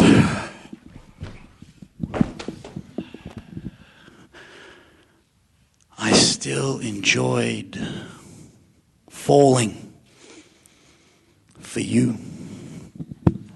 I don't care if Primrose is the new black, so long as black is still the old black. I don't care if electro is the new punk and kilts are the new sarongs, or grapefruits are the new rock melons, or if Fitzroy is the new St Kilda and Northcote is the new Fitzroy and Brunswick is the new Northcote and Footscray is the new Brunswick, except in where does that leave Deer Park? I don't care if the darkness of the new Kiss, or wasn't that fucking fussed about the old Kiss? And what the hell happened to the darkness anyway? I don't care if beige is the new drama queen of circumstantial evidence, or tunnel vision is the new autobiography, or karaoke is the new crack epidemic, or peacocks are the new avant grotesque circus midgets. I tell you, I don't care. Why does everything have to be all the time new, improved? Wine bars are the new pubs, bowling alleys are the new wine bars, abstinence is the new sex is the new moralism, scars are the new piercing, coprophilia is the new dental hygiene, defeatism is the new Tony Danza. Are you seeing my point? Yet? Maybe. Trivia is the new existentialism. Roadkill is the new ingenue, and ingenues are the new car crash. But only Paul Newman is the new Paul Newman. Same as it ever was, because you just can't fuck with Paul Newman. I'd like to show my respects for the Wiradjuri people, the Kulin Nation, the first poets on this land. And I'm so sick of hearing about Captain Cook. He was not the worst of the bunch. You can check in your history books. He did actually have orders to show Indigenous people respect. It's just a pity that he landed with a cargo full of convicted convicts who did not care about respect. They themselves were fighting to survive. They'd come from a city where rats could eat you alive, and they were full of pain themselves. They'd just spent months in a cell, trapped with chains and gangrenous health and brains full of hate, and that hate spread like a wildfire, and they took it out on every black man, woman and child. Their brains were full of Darwin's theories of social evolution. It formed the basis of executions, and that's the basis for this artistic revolution, because no man is better than any other man or more advanced. Look at what we've done to this place and tell me we're more advanced. No, we are not. We were wrong. That is the sound of change, my friends. For the first 100 years, we had a frontier landscape where there were no laws to follow or cops to enforce a mandate. And by the time there were laws and things became illegal, the government gave the public guns to kill Aboriginal people because they were squatting on pristine white farmland, and now we all got rich and we sit and judge them from our armchairs. The same thing happened with the Nazis, didn't it? Where my ancestors were marched up a mountain and pushed off a cliff. That's what happened to the ancestors of these Yanua kids, and now we make music to share a common reason to live. And if an NT teacher doesn't care about what their history is, you think they're going to go to class and listen to shit? Shit, we better listen to this. Because in hip-hop and poetry, some of the only places a real education can still exist.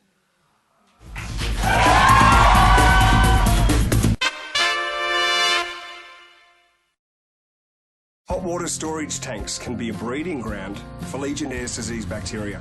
You can catch Legionnaire's disease by inhaling small droplets of infected water during showers or other activities. To prevent this from happening, you should never reduce the temperature setting. Tank temperature should be left as set by your plumber. Or eliminate the problem completely with a tankless gas hot water system. For more information, visit healthyhotwater.com.au. Are you playing renovation roulette? I'm John Jarrett. Now I know that deadly asbestos lies hidden in 1/3 of Aussie homes. It can be found in any home built or renovated before 1987. Lurking in walls, under floor covering, behind tiles, in roofing. Asbestos, it was used everywhere. So if you're a renovator or a tradie, you could be risking your life and the lives of others.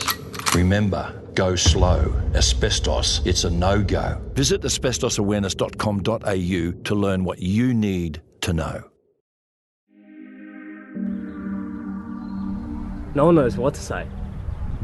I try and treat him the same as I always have. He didn't want to give up. He just couldn't. Caring for Catherine was tough, but when I look back, it was the best thing we ever did together. It's hard to know how to talk about dying. These people know. If you need to know how, visit lifeanddeath.org.au and join the conversation. Here is some brilliant news for adults who have difficulties with spelling, reading a newspaper or phone bill, or writing letters and emails. It can be easier to improve your reading and writing skills than to keep putting it off. Take the plunge. Call the Reading Writing Hotline, 1300 655 1300 655 It could change your life.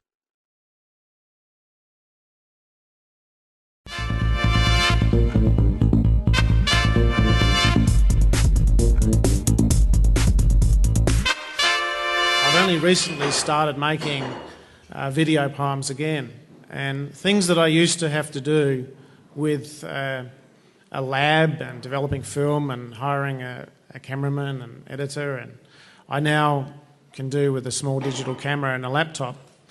Last year I was in Malaysia and lived there for 3 months, and was living in a very old Chinese house, kampong style house, and made a piece called The Eye of the Day, which is Malaysian idiom for the sun. It's a kind of book of the hours. While I was there, I was working on a series of pantum, and that's a traditional Malaysian poem. Not the linked pantum, but the pantum, which is the 4-line poem with an A-B rhyme structure. And an interesting form, it's a little like the haiku in that it should start in nature. The first 2 lines should be something about the natural world, the exterior world, and then the last 2 lines should be about people and psychology, a kind of internal world. So I wrote a series of pantum there, and I use 5 of them in this film called The Eye of the Day. The soundtrack is very simple. It is simply the sound of the world coming into the house. The whole film is filmed inside the house, and it's just the way the exterior world comes into the house. So it's a kind of reflection of the pantomime structure itself, of the exterior impinging on the interior. What else can I tell you? Oh yes, the 5 pantoum are set at the 5 times of day of traditional Muslim prayer. And we were surrounded by that. That was our soundscape in this village, that we would hear those prayers. So the film starts at dawn and moves through noon, afternoon, sunset and night, which are those traditional prayer times.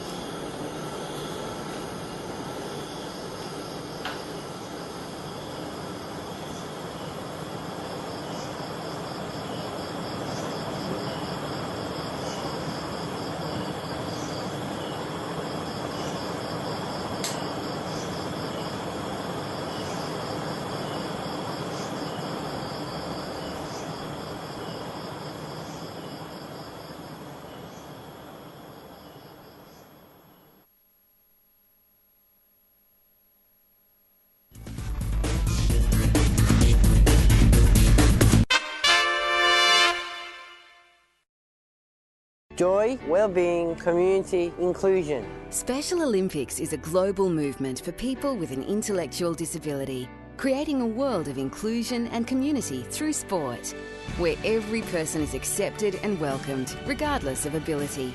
One athlete, one volunteer, one family member at a time, helping to make the world a better place. Join the inclusion revolution by supporting Special Olympics. And choose to include. Every minute. Every hour. Every mother and father. Every sister and brother. Every son and every daughter. Everyone you see. Everyone you cheer. Everyone you watch. And everyone you hear. Everyone you meet. Everyone you know. Everyone you love. Everyone is affected.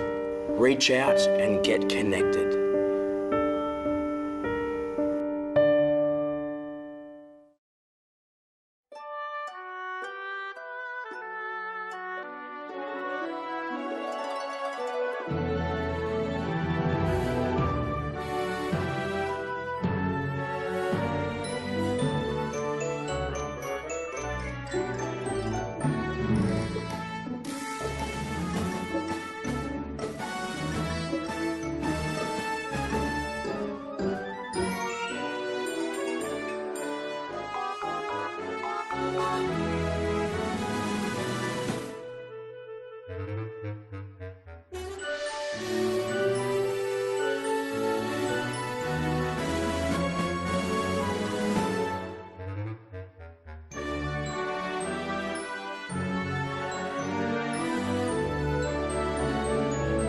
RSPCA, for all creatures, great and small.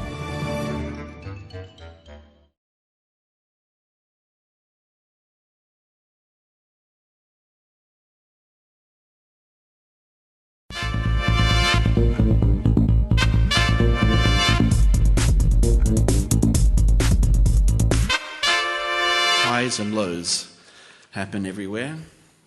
I lost a wife in India. This is called casualty ward, or just simply casualty. At 8 in the morning, at exactly 8 in the morning, they wheel her through swing doors, banging like a poltergeist. The irritated doctor in a white coat says, "Why you come late? Too bad, sorry." The taxi is a ticking bomb of commitments, having brought a woman who gasped like a dove. Narayan, the driver, won't take any cab fare. As 7 crows circle, as 7 crows dance with the hospital roses, and minor birds stand like grave diggers, and black flies play tag above the power lines, and ring road traffic has no time for time at 8 in the morning, at 8 o'clock in the morning. The clerk asks, name, age, passport number. The attendants are ripping off her wedding ring, a bangle, a steel watch, a shawl. They are cutting her dress down the middle with shears. You see through a slit in the curtains at the shock of 8 in the morning. The crisp sheet is pulled over tight. She is dehydration on wheels, rattling to the morgue as visitors attend their own rude endings. And now you know with headache clarity that you are alone, and again alone. Her dove-soft spirit flying up has left you for some other place, somewhere where it is forever 8 o'clock in the morning.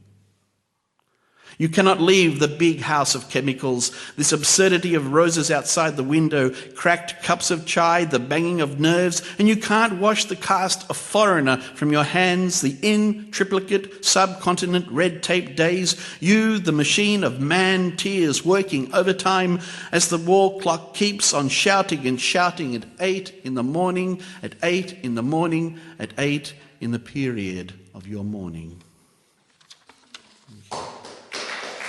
I'm going to read a sonnet that I wrote when I was sitting in Heathrow, and I decided that I wanted to write a poem that rhymed Heathrow with death throw. It's called Departing Flight. The blue-white of the Antichthon at last, again, revealed to the frequent flying souls.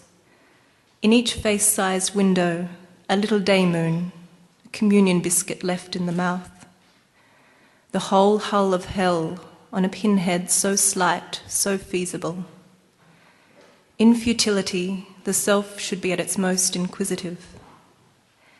How a plane load could go down in one death row, with medieval safety cards, docile with disbelief.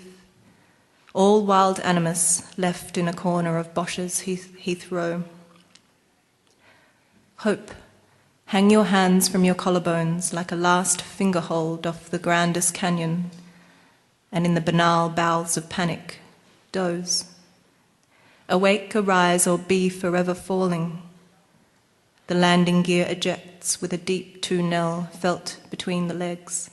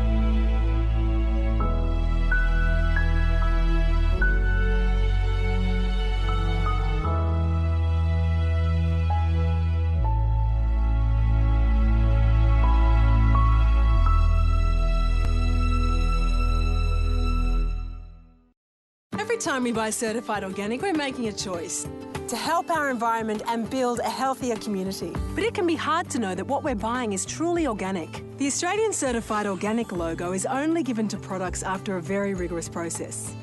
So when you see this logo, it means you can trust that there are no genetically modified foods, no animal cruelty, and no harsh synthetic pesticides used. A healthier community is always better for our future. So the next time you shop, look for this logo.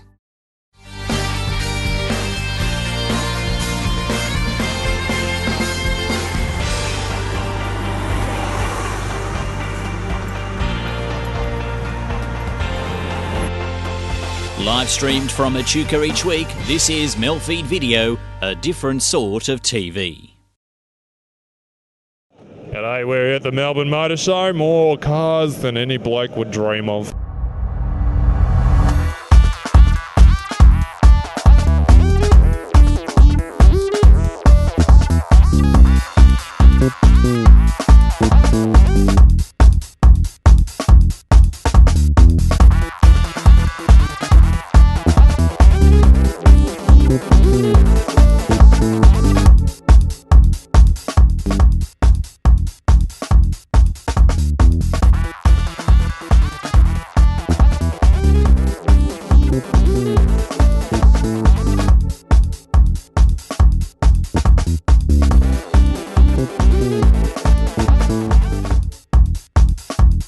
It's not only just about cars, but it's about lifestyle. It's about getting the gear, the Ford, the Ford Polo tops, the Ford T-shirts. You've got every brand, every name, every product. So not only do you have to drive the car, you have to wear the car, you have to fuel the car. It's all about that here at the car show. Can you check the oil for me? Check the oil for you? Yeah, can you check the oil for me? If I could get into the boot, I would. How do you get in the boot? I'm trying to do it. Pop the boot open. It won't open. You need a key. Oh, bloody good car this is. You need a key to open the boot. When it's working, you can open it. Oh, start the car. We're just trying to find the key. You've lost the key. Yeah, I've lost the key. You're at a car show and you've lost the key. Yeah, we're just getting it though, it's alright. You can't open. Oh. Can I open it? You know. We're never going to see the motor. What's so good about the motor? Well, the idea of this car is, you don't want to see the motor. No, You don't want to. Well, it's under wraps. It's all hush hush, not released. Isn't that right? It is true, yeah. We're trying to keep it a secret, so we're locking you all out. What's so good about a Ford? Well, what isn't good about a Ford? Well, they are affordable. Get it? Affordable. Look good, run good, reliable, all the rest. All the rest? Yeah. Better than Holden by a mile. Oh, really? Better looking people wandering around giving information out. Oh, then Holden. We'll have to go see Holden, give them a run for their money and see what they say. I'm decked out in the colours here. I was over at the Ford stand, and you know what they said? Your cars are shit. That's what they have to say that, really. Yeah. Because we're market leader. We're absolutely. Are you better than them? Really? Well, the Australian public have said it, so they've voted with their wallets and their feet. So I think. So what is that rivalry between Ford and Holden? What's the deal? Well, the deal is, I suppose, it's the two Australian car manufacturers that are serious about catering to the Australian market, and we do probably the best job of it. Oh yeah, football, meat pies, golden cars, and Holden cars. And people trust Holden. And people trust Holden. Now, Holden's been in Australia for how long? Well, the first Holden rolled off the line in 1948. 1948. So we've had Holdens ever since then. Australian, true Australian? Absolutely. Do you export elsewhere, outside Australia? We export to the Middle East and also to South America. They drive Holdens down there? You betcha. Oh, we're not that exclusive anymore then. No, that's it. No? If it all starts here, it's a good news story. Price point. Cheapest Holden. Cheapest Holden, I suppose, would be our Barina.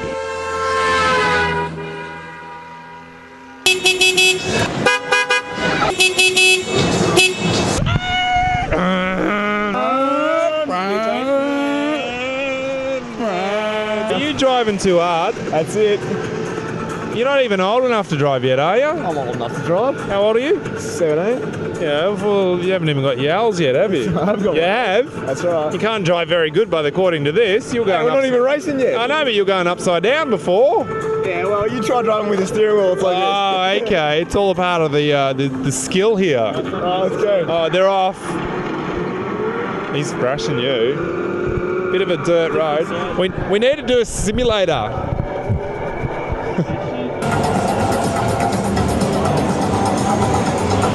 There's a lot of little display things going on. You just stand here and listen to them talk about the car. It's really interesting, isn't it? What have you learned about the car? Lots. Lots. Yes. Absolutely nothing, isn't Absolutely. it? Right? That is not going to be launched till August. Oh, really? So what car are you looking for?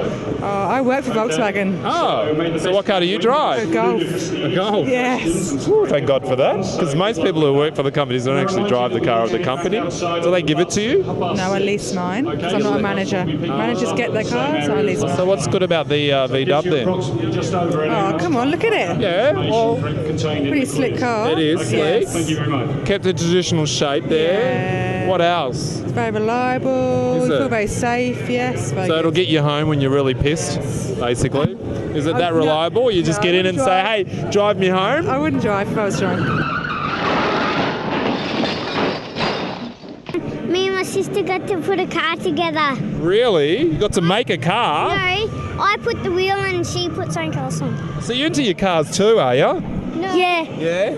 Oh, I think we're going to have a family of... Certificate, and we got a certificate. Fabulous. You're going to be... I can just see you now. What kind of car are you going to have? A fast, loud one, right? Commodore. No. Commodore? No. Go up to me. And what's the car you want? Apart from... What's the car you've got now? Mitsubishi Pajero. And how do you find that? Wonderful. And with the kids and everything? Perfect. You got what, 3? 3. And fits okay? Oh, wonderful. Yeah. Yep. So maybe you're in the market. What do you want? I want a Lamborghini, or I want a Lamborghini too. Or I want a Bullet, or I want a new Pajero, or I want a You don't want much, do you? Beetle.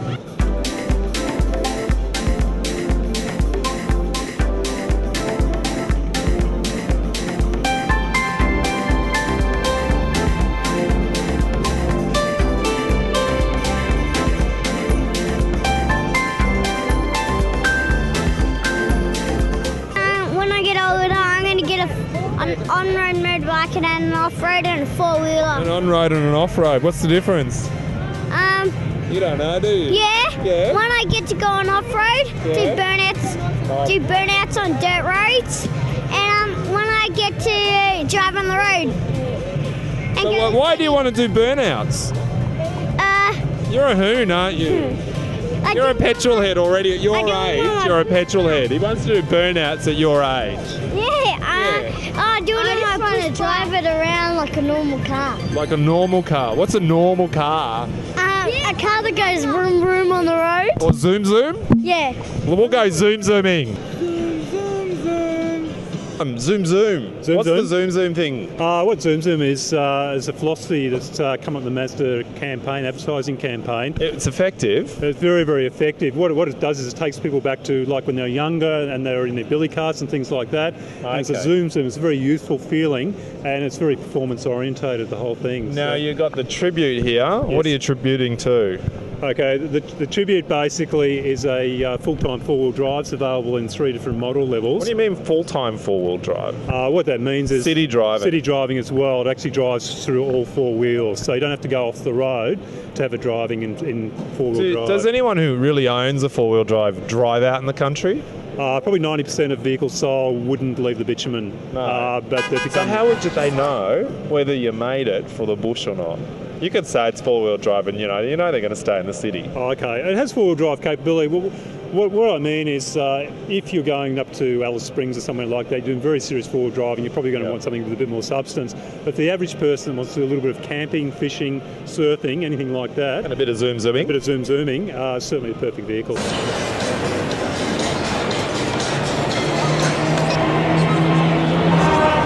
Here we go. How you going? Good, mate. Can you take me to a corner of Chapel and High, please? Not a problem. Chapel and High. So what brings you here? The cars and the women. There's no women here. It's a blokes thing. What do you mean? All the girls at the Mazda girls, the Fro. Ah, those kind of girls. The host girls. The host girls. Because the reason why we come around. This ain't a chick place, believe me. All you girls out there, this is a place you should go if you want to hunt a man. That's right. So what, are you actually looking for cars or just chicks? It's a chick thing. That is a chick We're coming for the chicks. Is a car like a chick? A car is a chick magnet. Oh, okay. So... What do you drive then? I'm a bike rider. A car is a penis extension. It is not. It is. I think a motorcycle is a penis extension. Okay, what's your ideal car? Something convertible. Yeah. Something fast. This isn't too bad because it's a turbo. Oh, so okay. it's got a bit of power behind the. It's not all. Well, were you going to put like extractors on the back and stuff? Like what I want to do is just lower it and put like 18-inch wheels and stuff. Yeah, and put, like, a couple of stuff. And we need some fluffy Dyson stuff. No, they come standard. Yeah. Oh, cool. And like, do we like play doof doof like down Chapel Street and stuff? Because we're going to have to change the stereo for that. Yeah, like we will need really big speakers. Now, can I ask your question? Yeah, can What's living it loud? It's living it loud, man. What it says is what it is. Okay, what do you do? Everything's. What do you do? Nothing.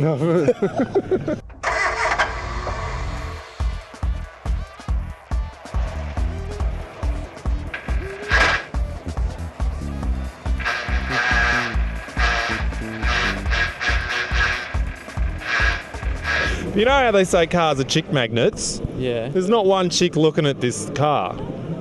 I think you guys got it wrong. Probably. Isn't it? Probably. What do you like about this one? Yellow. All of it. All of it. It's all good. You can only dream, can't you? Mm-hmm. Nothing wrong with dreaming. And what do you drive at the moment? Just a shitty old Ford.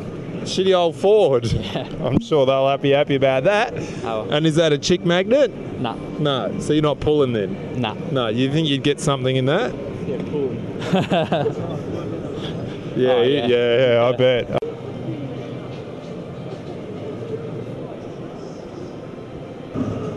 Oh, gee, I tell you what, you wouldn't want to spill anything on these seats. Look how white that is. Look at the steering wheel. There's Audis, there's V-Dubs, there's Toyotas, there's Lexuses, there's everything. I found the Pergo girls. More like nurses. What's with the uniform? Yeah. You are sexy. Yeah, I like it.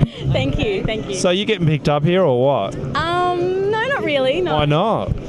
I'm not sure. Can we take one of the cars for a spin and stuff? You can if you write down your name and information. And we really? Yeah, we can take you for a test drive. How about we do a bit of a backseat test drive?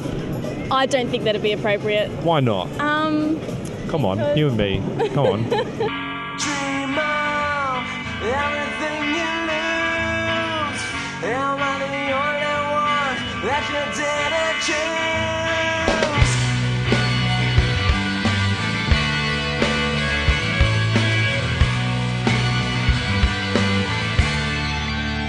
Okay, after you, in the back seat. Anyway, see you later. I'm going to have some fun now. I've got her in the back seat. I'm halfway there.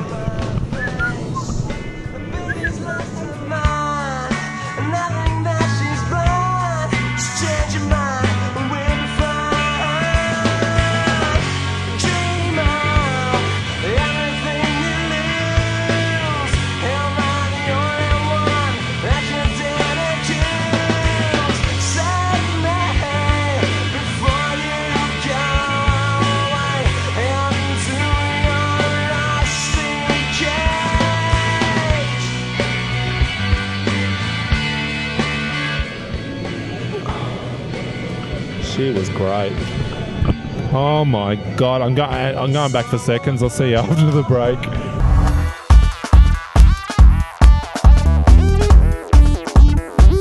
Toyota. What's new in Toyota? Everything's new in Toyota. Oh yeah, tell me, go on. New cars, new people. New people? New everything. How do you get new people for a new car? Well, you go for a different market. Yeah. You know what I mean? So, I mean, you got your Corolla. Corolla. Now, this is a name of a name, really, isn't it? Yes, yes, it is. Yes, it is. What's so good about the Corolla? Because it's the best in its range. In its range? Yep. What's so good about it? It's got a new 100 kilowatt engine with a 1.8 litre. Okay, so it's going to go further? It's going to go much further. Price point? Oh, it depends what you're looking at. For you, I'd say about 100 grand. 100 grand? No, I'm just joking. About 30 grand they start off at. 30? Oh, that's pretty reasonable. Yeah, it is reasonable. So, who's a Corolla driver? Anyone's a Corolla driver. Anyone? Anyone and everyone. But don't you target at a certain sort of... Well, that one there is targeted at the more sporty, say, younger generation. Okay. And then we've got ones like the Ultima, which is the top of range, which is more of a upper class sort of thing, so the older generation. Oh, upper class. We like upper class. Now, what's your most expensive Toyota? Our most expensive Toyota? Well, that would probably have to be the Land Cruiser, top of the range Land Cruiser. Top of the range. That's the one I want. Yeah, is it? Yeah. Yeah, we want a Land Cruiser. Can you sell me a Land Cruiser? I can sell you whatever you like. Can you give me a Land Cruiser? I can't give it to you, but I can sell you a Land Cruiser. There's no point in him. What am I doing at the car show if I can't even get a car? What's going on here? It's exciting. Are you going to be in the Grand Prix? Have I been? Yeah. No. Are you going? I've been racing for 4 years now, so... What do you do? I'm joking. Oh, all right. Now I know how a 4-year-old feels.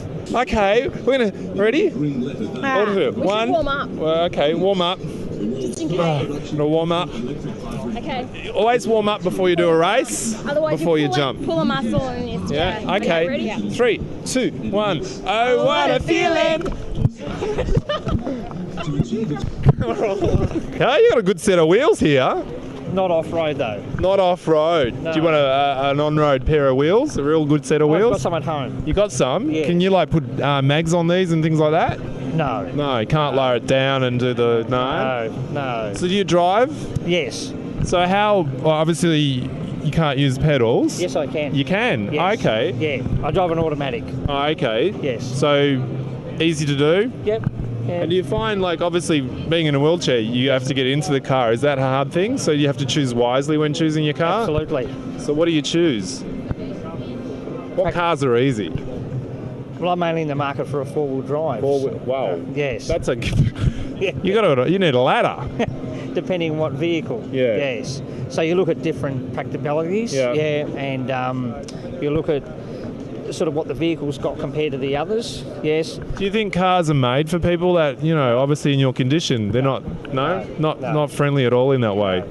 The only, if I was in the market, say, for a sedan, for example, I had a look, the Ford is better because they're down lower. Okay. And the doors open wider. Yep. That's what you got to look at, like for easy access to get into the vehicle. So once you're in the car, yes. What do you do with your wheelchair? How do you fold that up? No, I just pop the wheels off.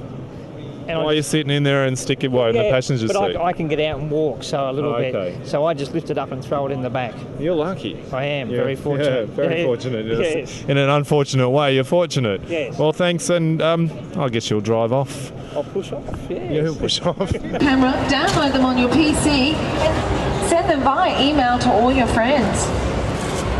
And to complete the environmental theme of the vehicle, the SUP comes with a hybrid engine. The engine is connected to an advanced all-wheel drive system. It's the SUP Sports Utility Pack. It's a car that's not really on the market, but an idea. It's just a concept car. So what is the concept? Well, the concept behind it is that it provides urban technology with great lifestyle enjoyment for you. So you can use it in a city environment, but also take it off the road because it's completely four-wheel drive.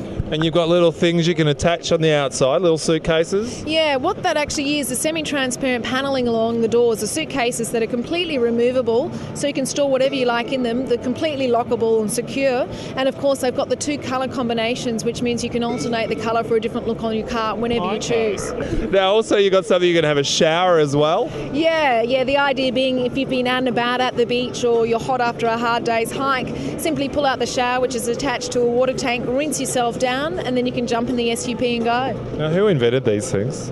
I don't know. I'd like to meet the person. Someone's got far too much money. Because it's roughly, what, $2 million? To create, create. But concept vehicles are always a lot more expensive to create because, you know... Prototype, why not? That's right. Do you think something like this will ever get on the world market? I think you might see a couple of the features coming out down the track. I think the scooters are a hit with the younger crowd, but whether or not the oldies see it that way too. The SUP seats are also waterproof, so you can wash off in the built-in shower. You like a petrol head? A little bit, yeah. A little bit of a petrol head? Just a touch. Just a bit? Yeah. What do you like the most, the engine or the car? The car, not as much as the engine though, yeah. Engine. Why? You get in the engine every now and then, have a tinkle? I love to have a fiddle, yeah. Yeah? For sure. You like my brother who used to like pull his engine apart and put it back together and there'd always be bits left over? Yeah, try and put it back together, that's it, yeah. And you don't know where the bits are for? Honestly. The car goes back, yeah, well, I'm going to say, he keeps on doing it and then like one day he's going to just have all bits more than motor. I just don't get it. So what's your favourite car? I love the Mazdas. The Mazdas? Yeah. Why the Mazdas? The Rotaries. Are you the guy that goes down Chapel Street on a Saturday night with the doof music in the back? It's you, isn't it? It's definitely not It's me. sure it's you. You got dice on your little mirror there? Fluffy dice, sorry. What do you got then? You got the crown, haven't you? That gold crown at the back. No, not quite. No? No. You lying to me? Yes. Yeah, I know. I knew it. I knew it.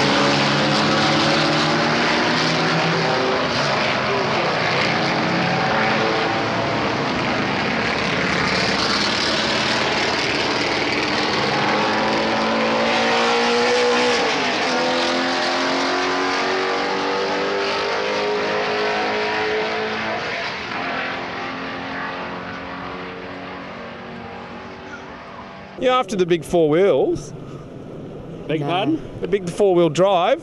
Yeah. No, we got one. You got one? We got one, just got one. What do you got? Toyota. So what, are you looking at doing something else now? We're just checking it out. Yeah? Yeah, just... Are you not happy with your Toyota? It's okay. Hey, we just bought it. You just bought it and you're here at the motor show? Yeah, but we thought we'd have a look for something You're ready else. for your next car already? Yeah.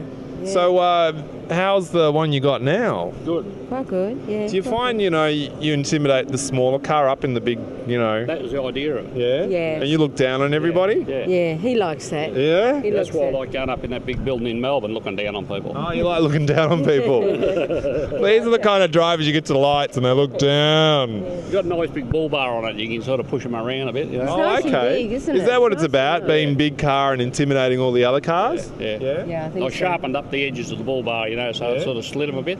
But even if it's... 8 seat, is it? That's huge. 7 seats. 7 seats. 7 seats. Have you got a family that big? No. Why would you need a car that big? Planning one. Yeah?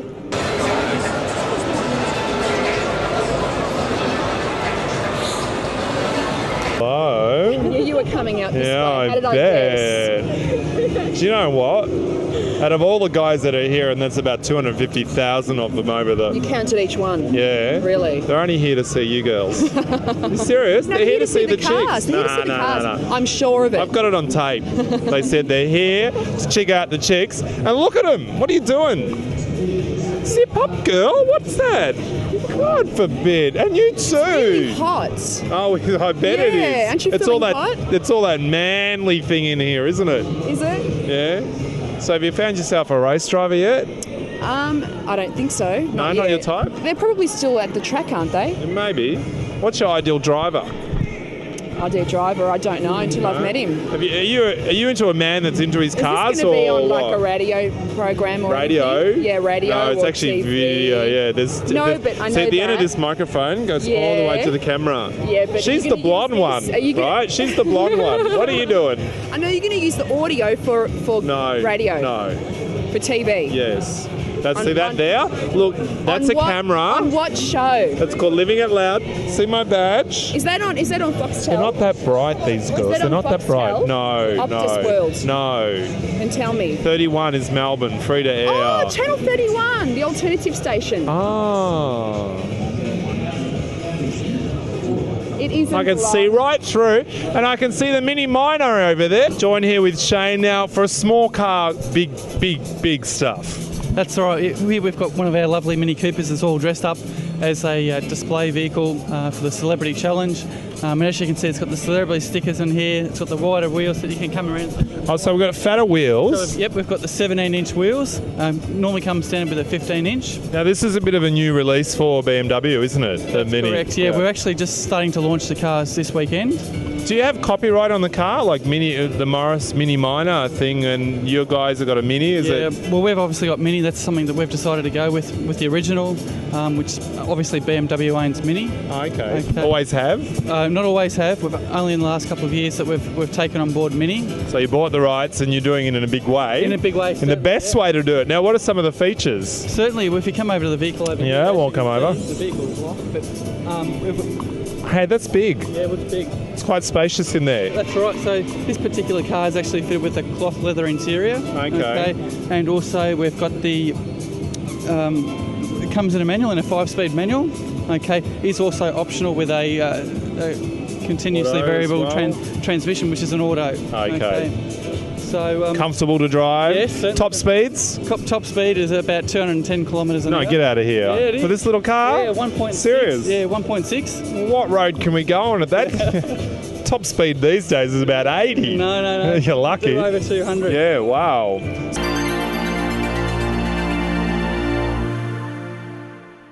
This is the first time I'll ever get in one of these cars, the Ferrari. Why are they the best car in the world? They are, definitely. They are an icon, something which people live for. A lot of the time, I think it's because of their racing history, the noise. Have they ever lost a race? Oh, I guess they have. Everyone, you can't win all the time. No, that's true. That makes... is it the car's fault or just the driver? A bit of both sometimes. I think it makes winning more special if it's, not constantly. How many Ferraris are made a year? Roughly about 4,000 worldwide. Wow. So very limited, very exclusive. Yep, that's... Bet you don't have one. No. Bet you want one. Yes, of course we all want one, don't we? How much is this, what we're sitting in now? This one here with the F1 transmission, which is the latest and quickest gear change available, roughly looking about $430,000. Oh, is that all? I can buy a house for that. Yes. Does it come with a CD? It does. Oh, thank God for that. That's great. Now, top speed. Or only what you can do on the road, of course. Yeah, apart from that. But apart from that, probably around about the 295, 300 mark. So what's the point in having a top speed like that when you can only do about 100 on the motorways? Oh, I guess in Europe it's the autobahns. You can stretch it out a bit. So really you can just go across Germany in about 4 minutes? Oh, close to that, yeah. Basically. Well, hey, should we take it for a spin? What do you reckon? Let's go. Why not? All right. What car have you got? What car have I got? I've got a Gemini. Gemini. Now, have you jacked it up? Nothing but troubles. No, it's actually scraping on the floor at the moment. Oh, you lowered it? Yes. And you got a thing on the back?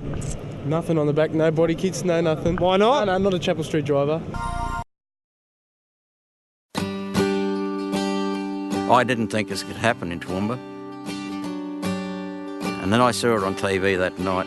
It really opened my eyes. Whenever the community comes to us and says we need your help, we do whatever we can to assist. It is a great feeling to be able to help your neighbours, to be able to help your community. Each Lions member and each Lions club in different parts of the country, we're totally different. But we have core values that are the same. They remain the same for any Lions member and any Lions club anywhere in not just Australia but around the world. Anything that you can think of that you want to do and support and help, Lions are doing it right now somewhere in this world. I think Lions need to tell their story. They need to let people know the amazing things that they do. The three major streams that we have in Lions are the community service that we do for the public, health and medical research, and the disaster relief. We're out there to help people. If you love helping people, get out and help them. Join a Lions Club.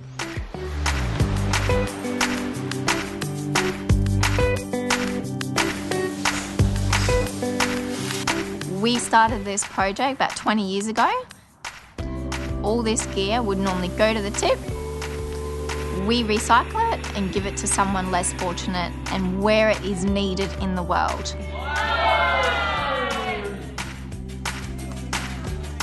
Being a Lion here in Australia means that I can make a difference to my community. But most importantly, it's inspiring other people to get out and be part of their community and make it a safer and a much happier and better place to live.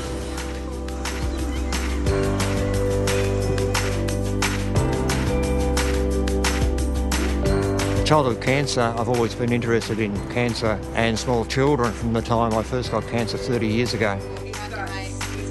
Research is an indefinite item. You can't see it, but it helps so much. I'm here managing the money and the relationships, but other people are out there raising funds and bringing in community support. Without all of us working together, we can't affect change. 2 more extra hands at any function, any working bee, anything we do, 2 more hands can help us raise more funds, can help us serve our community better. I went to my Lions Club and I said, I got this idea and I think it's a little bit crazy, but I think we could raise some serious money doing it. And it was to run 100 kilometres. And the club said, okay, if you want to do this, whatever you need us to do, we'll be there 100%. And I'm pretty proud to say that together we raised just over $16,000. So we blew the target out of the water, and I think that was due to a lot of the support that I got.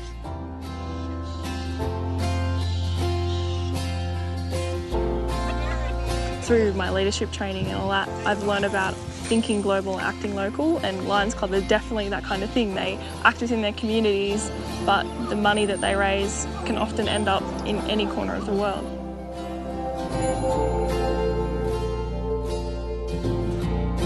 As an individual, I could only do so much, and whilst it was my burning desire to try and help these people, having an organisation such as the Lions family to call upon to support me and those people that were working with me just made it possible for us to achieve so much more. You know, after the devastation, to come back into the community, you know, you were shattered by what you saw. You know, no police station, no post office, no petrol station, you know, no kindergarten. There was nothing here. And all that water with an unstoppable. I don't know that I've ever seen as much as arrived. There were fridges, washing machines, dryers. There was toasters, jugs, just everything. To be invited to be a part of Lions just opened up a whole new world to me. A world that provided a structured organisation that could see that the hours that I volunteered could achieve so much more.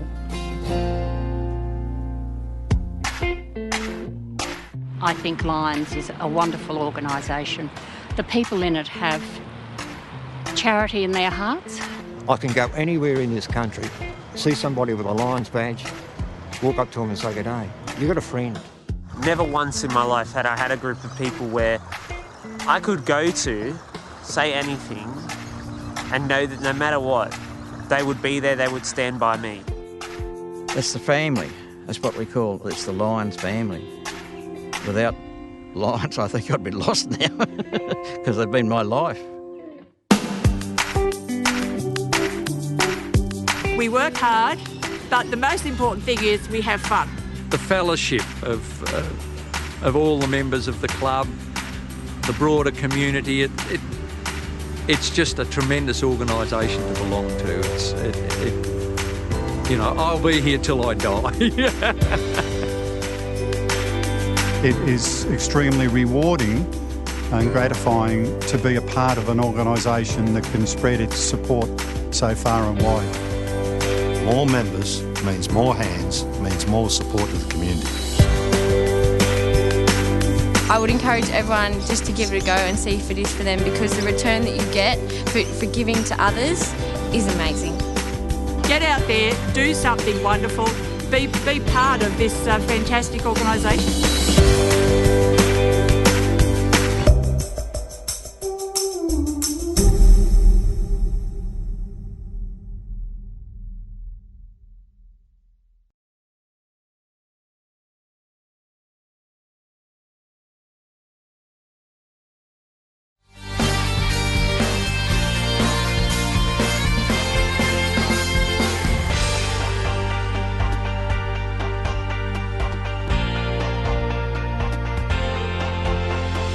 Live streamed from Echuca each week, this is MELfeed Video, a different sort of TV.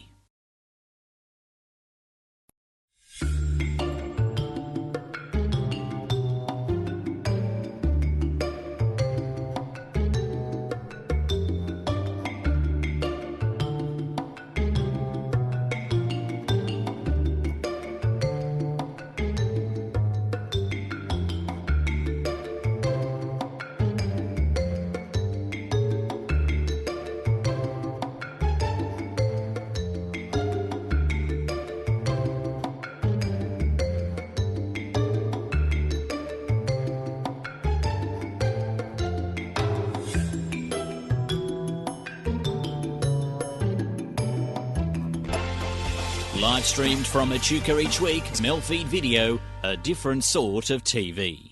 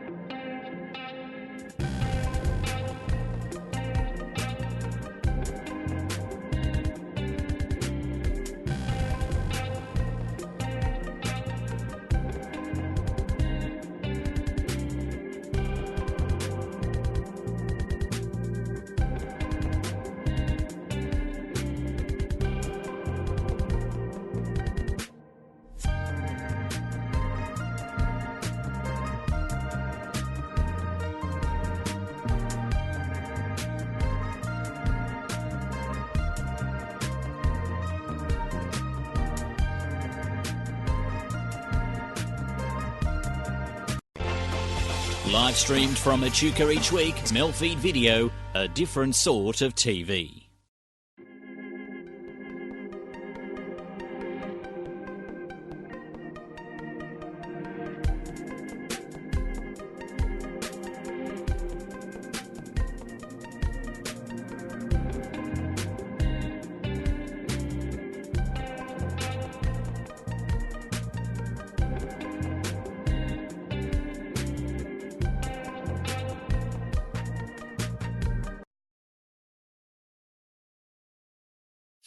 They say there's a chance I could die in a car crash, maybe even from heart disease, maybe even skin cancer.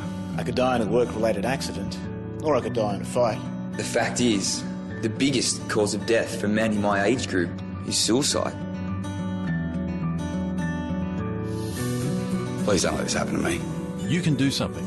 Lifeline believes that suicide is mostly preventable.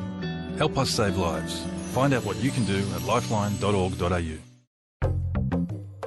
MELfeed Video is about to close operations for tonight, but we'll be back with you next Monday evening. In the meantime, here is a selection of programs that will be seen on our next scheduled web stream.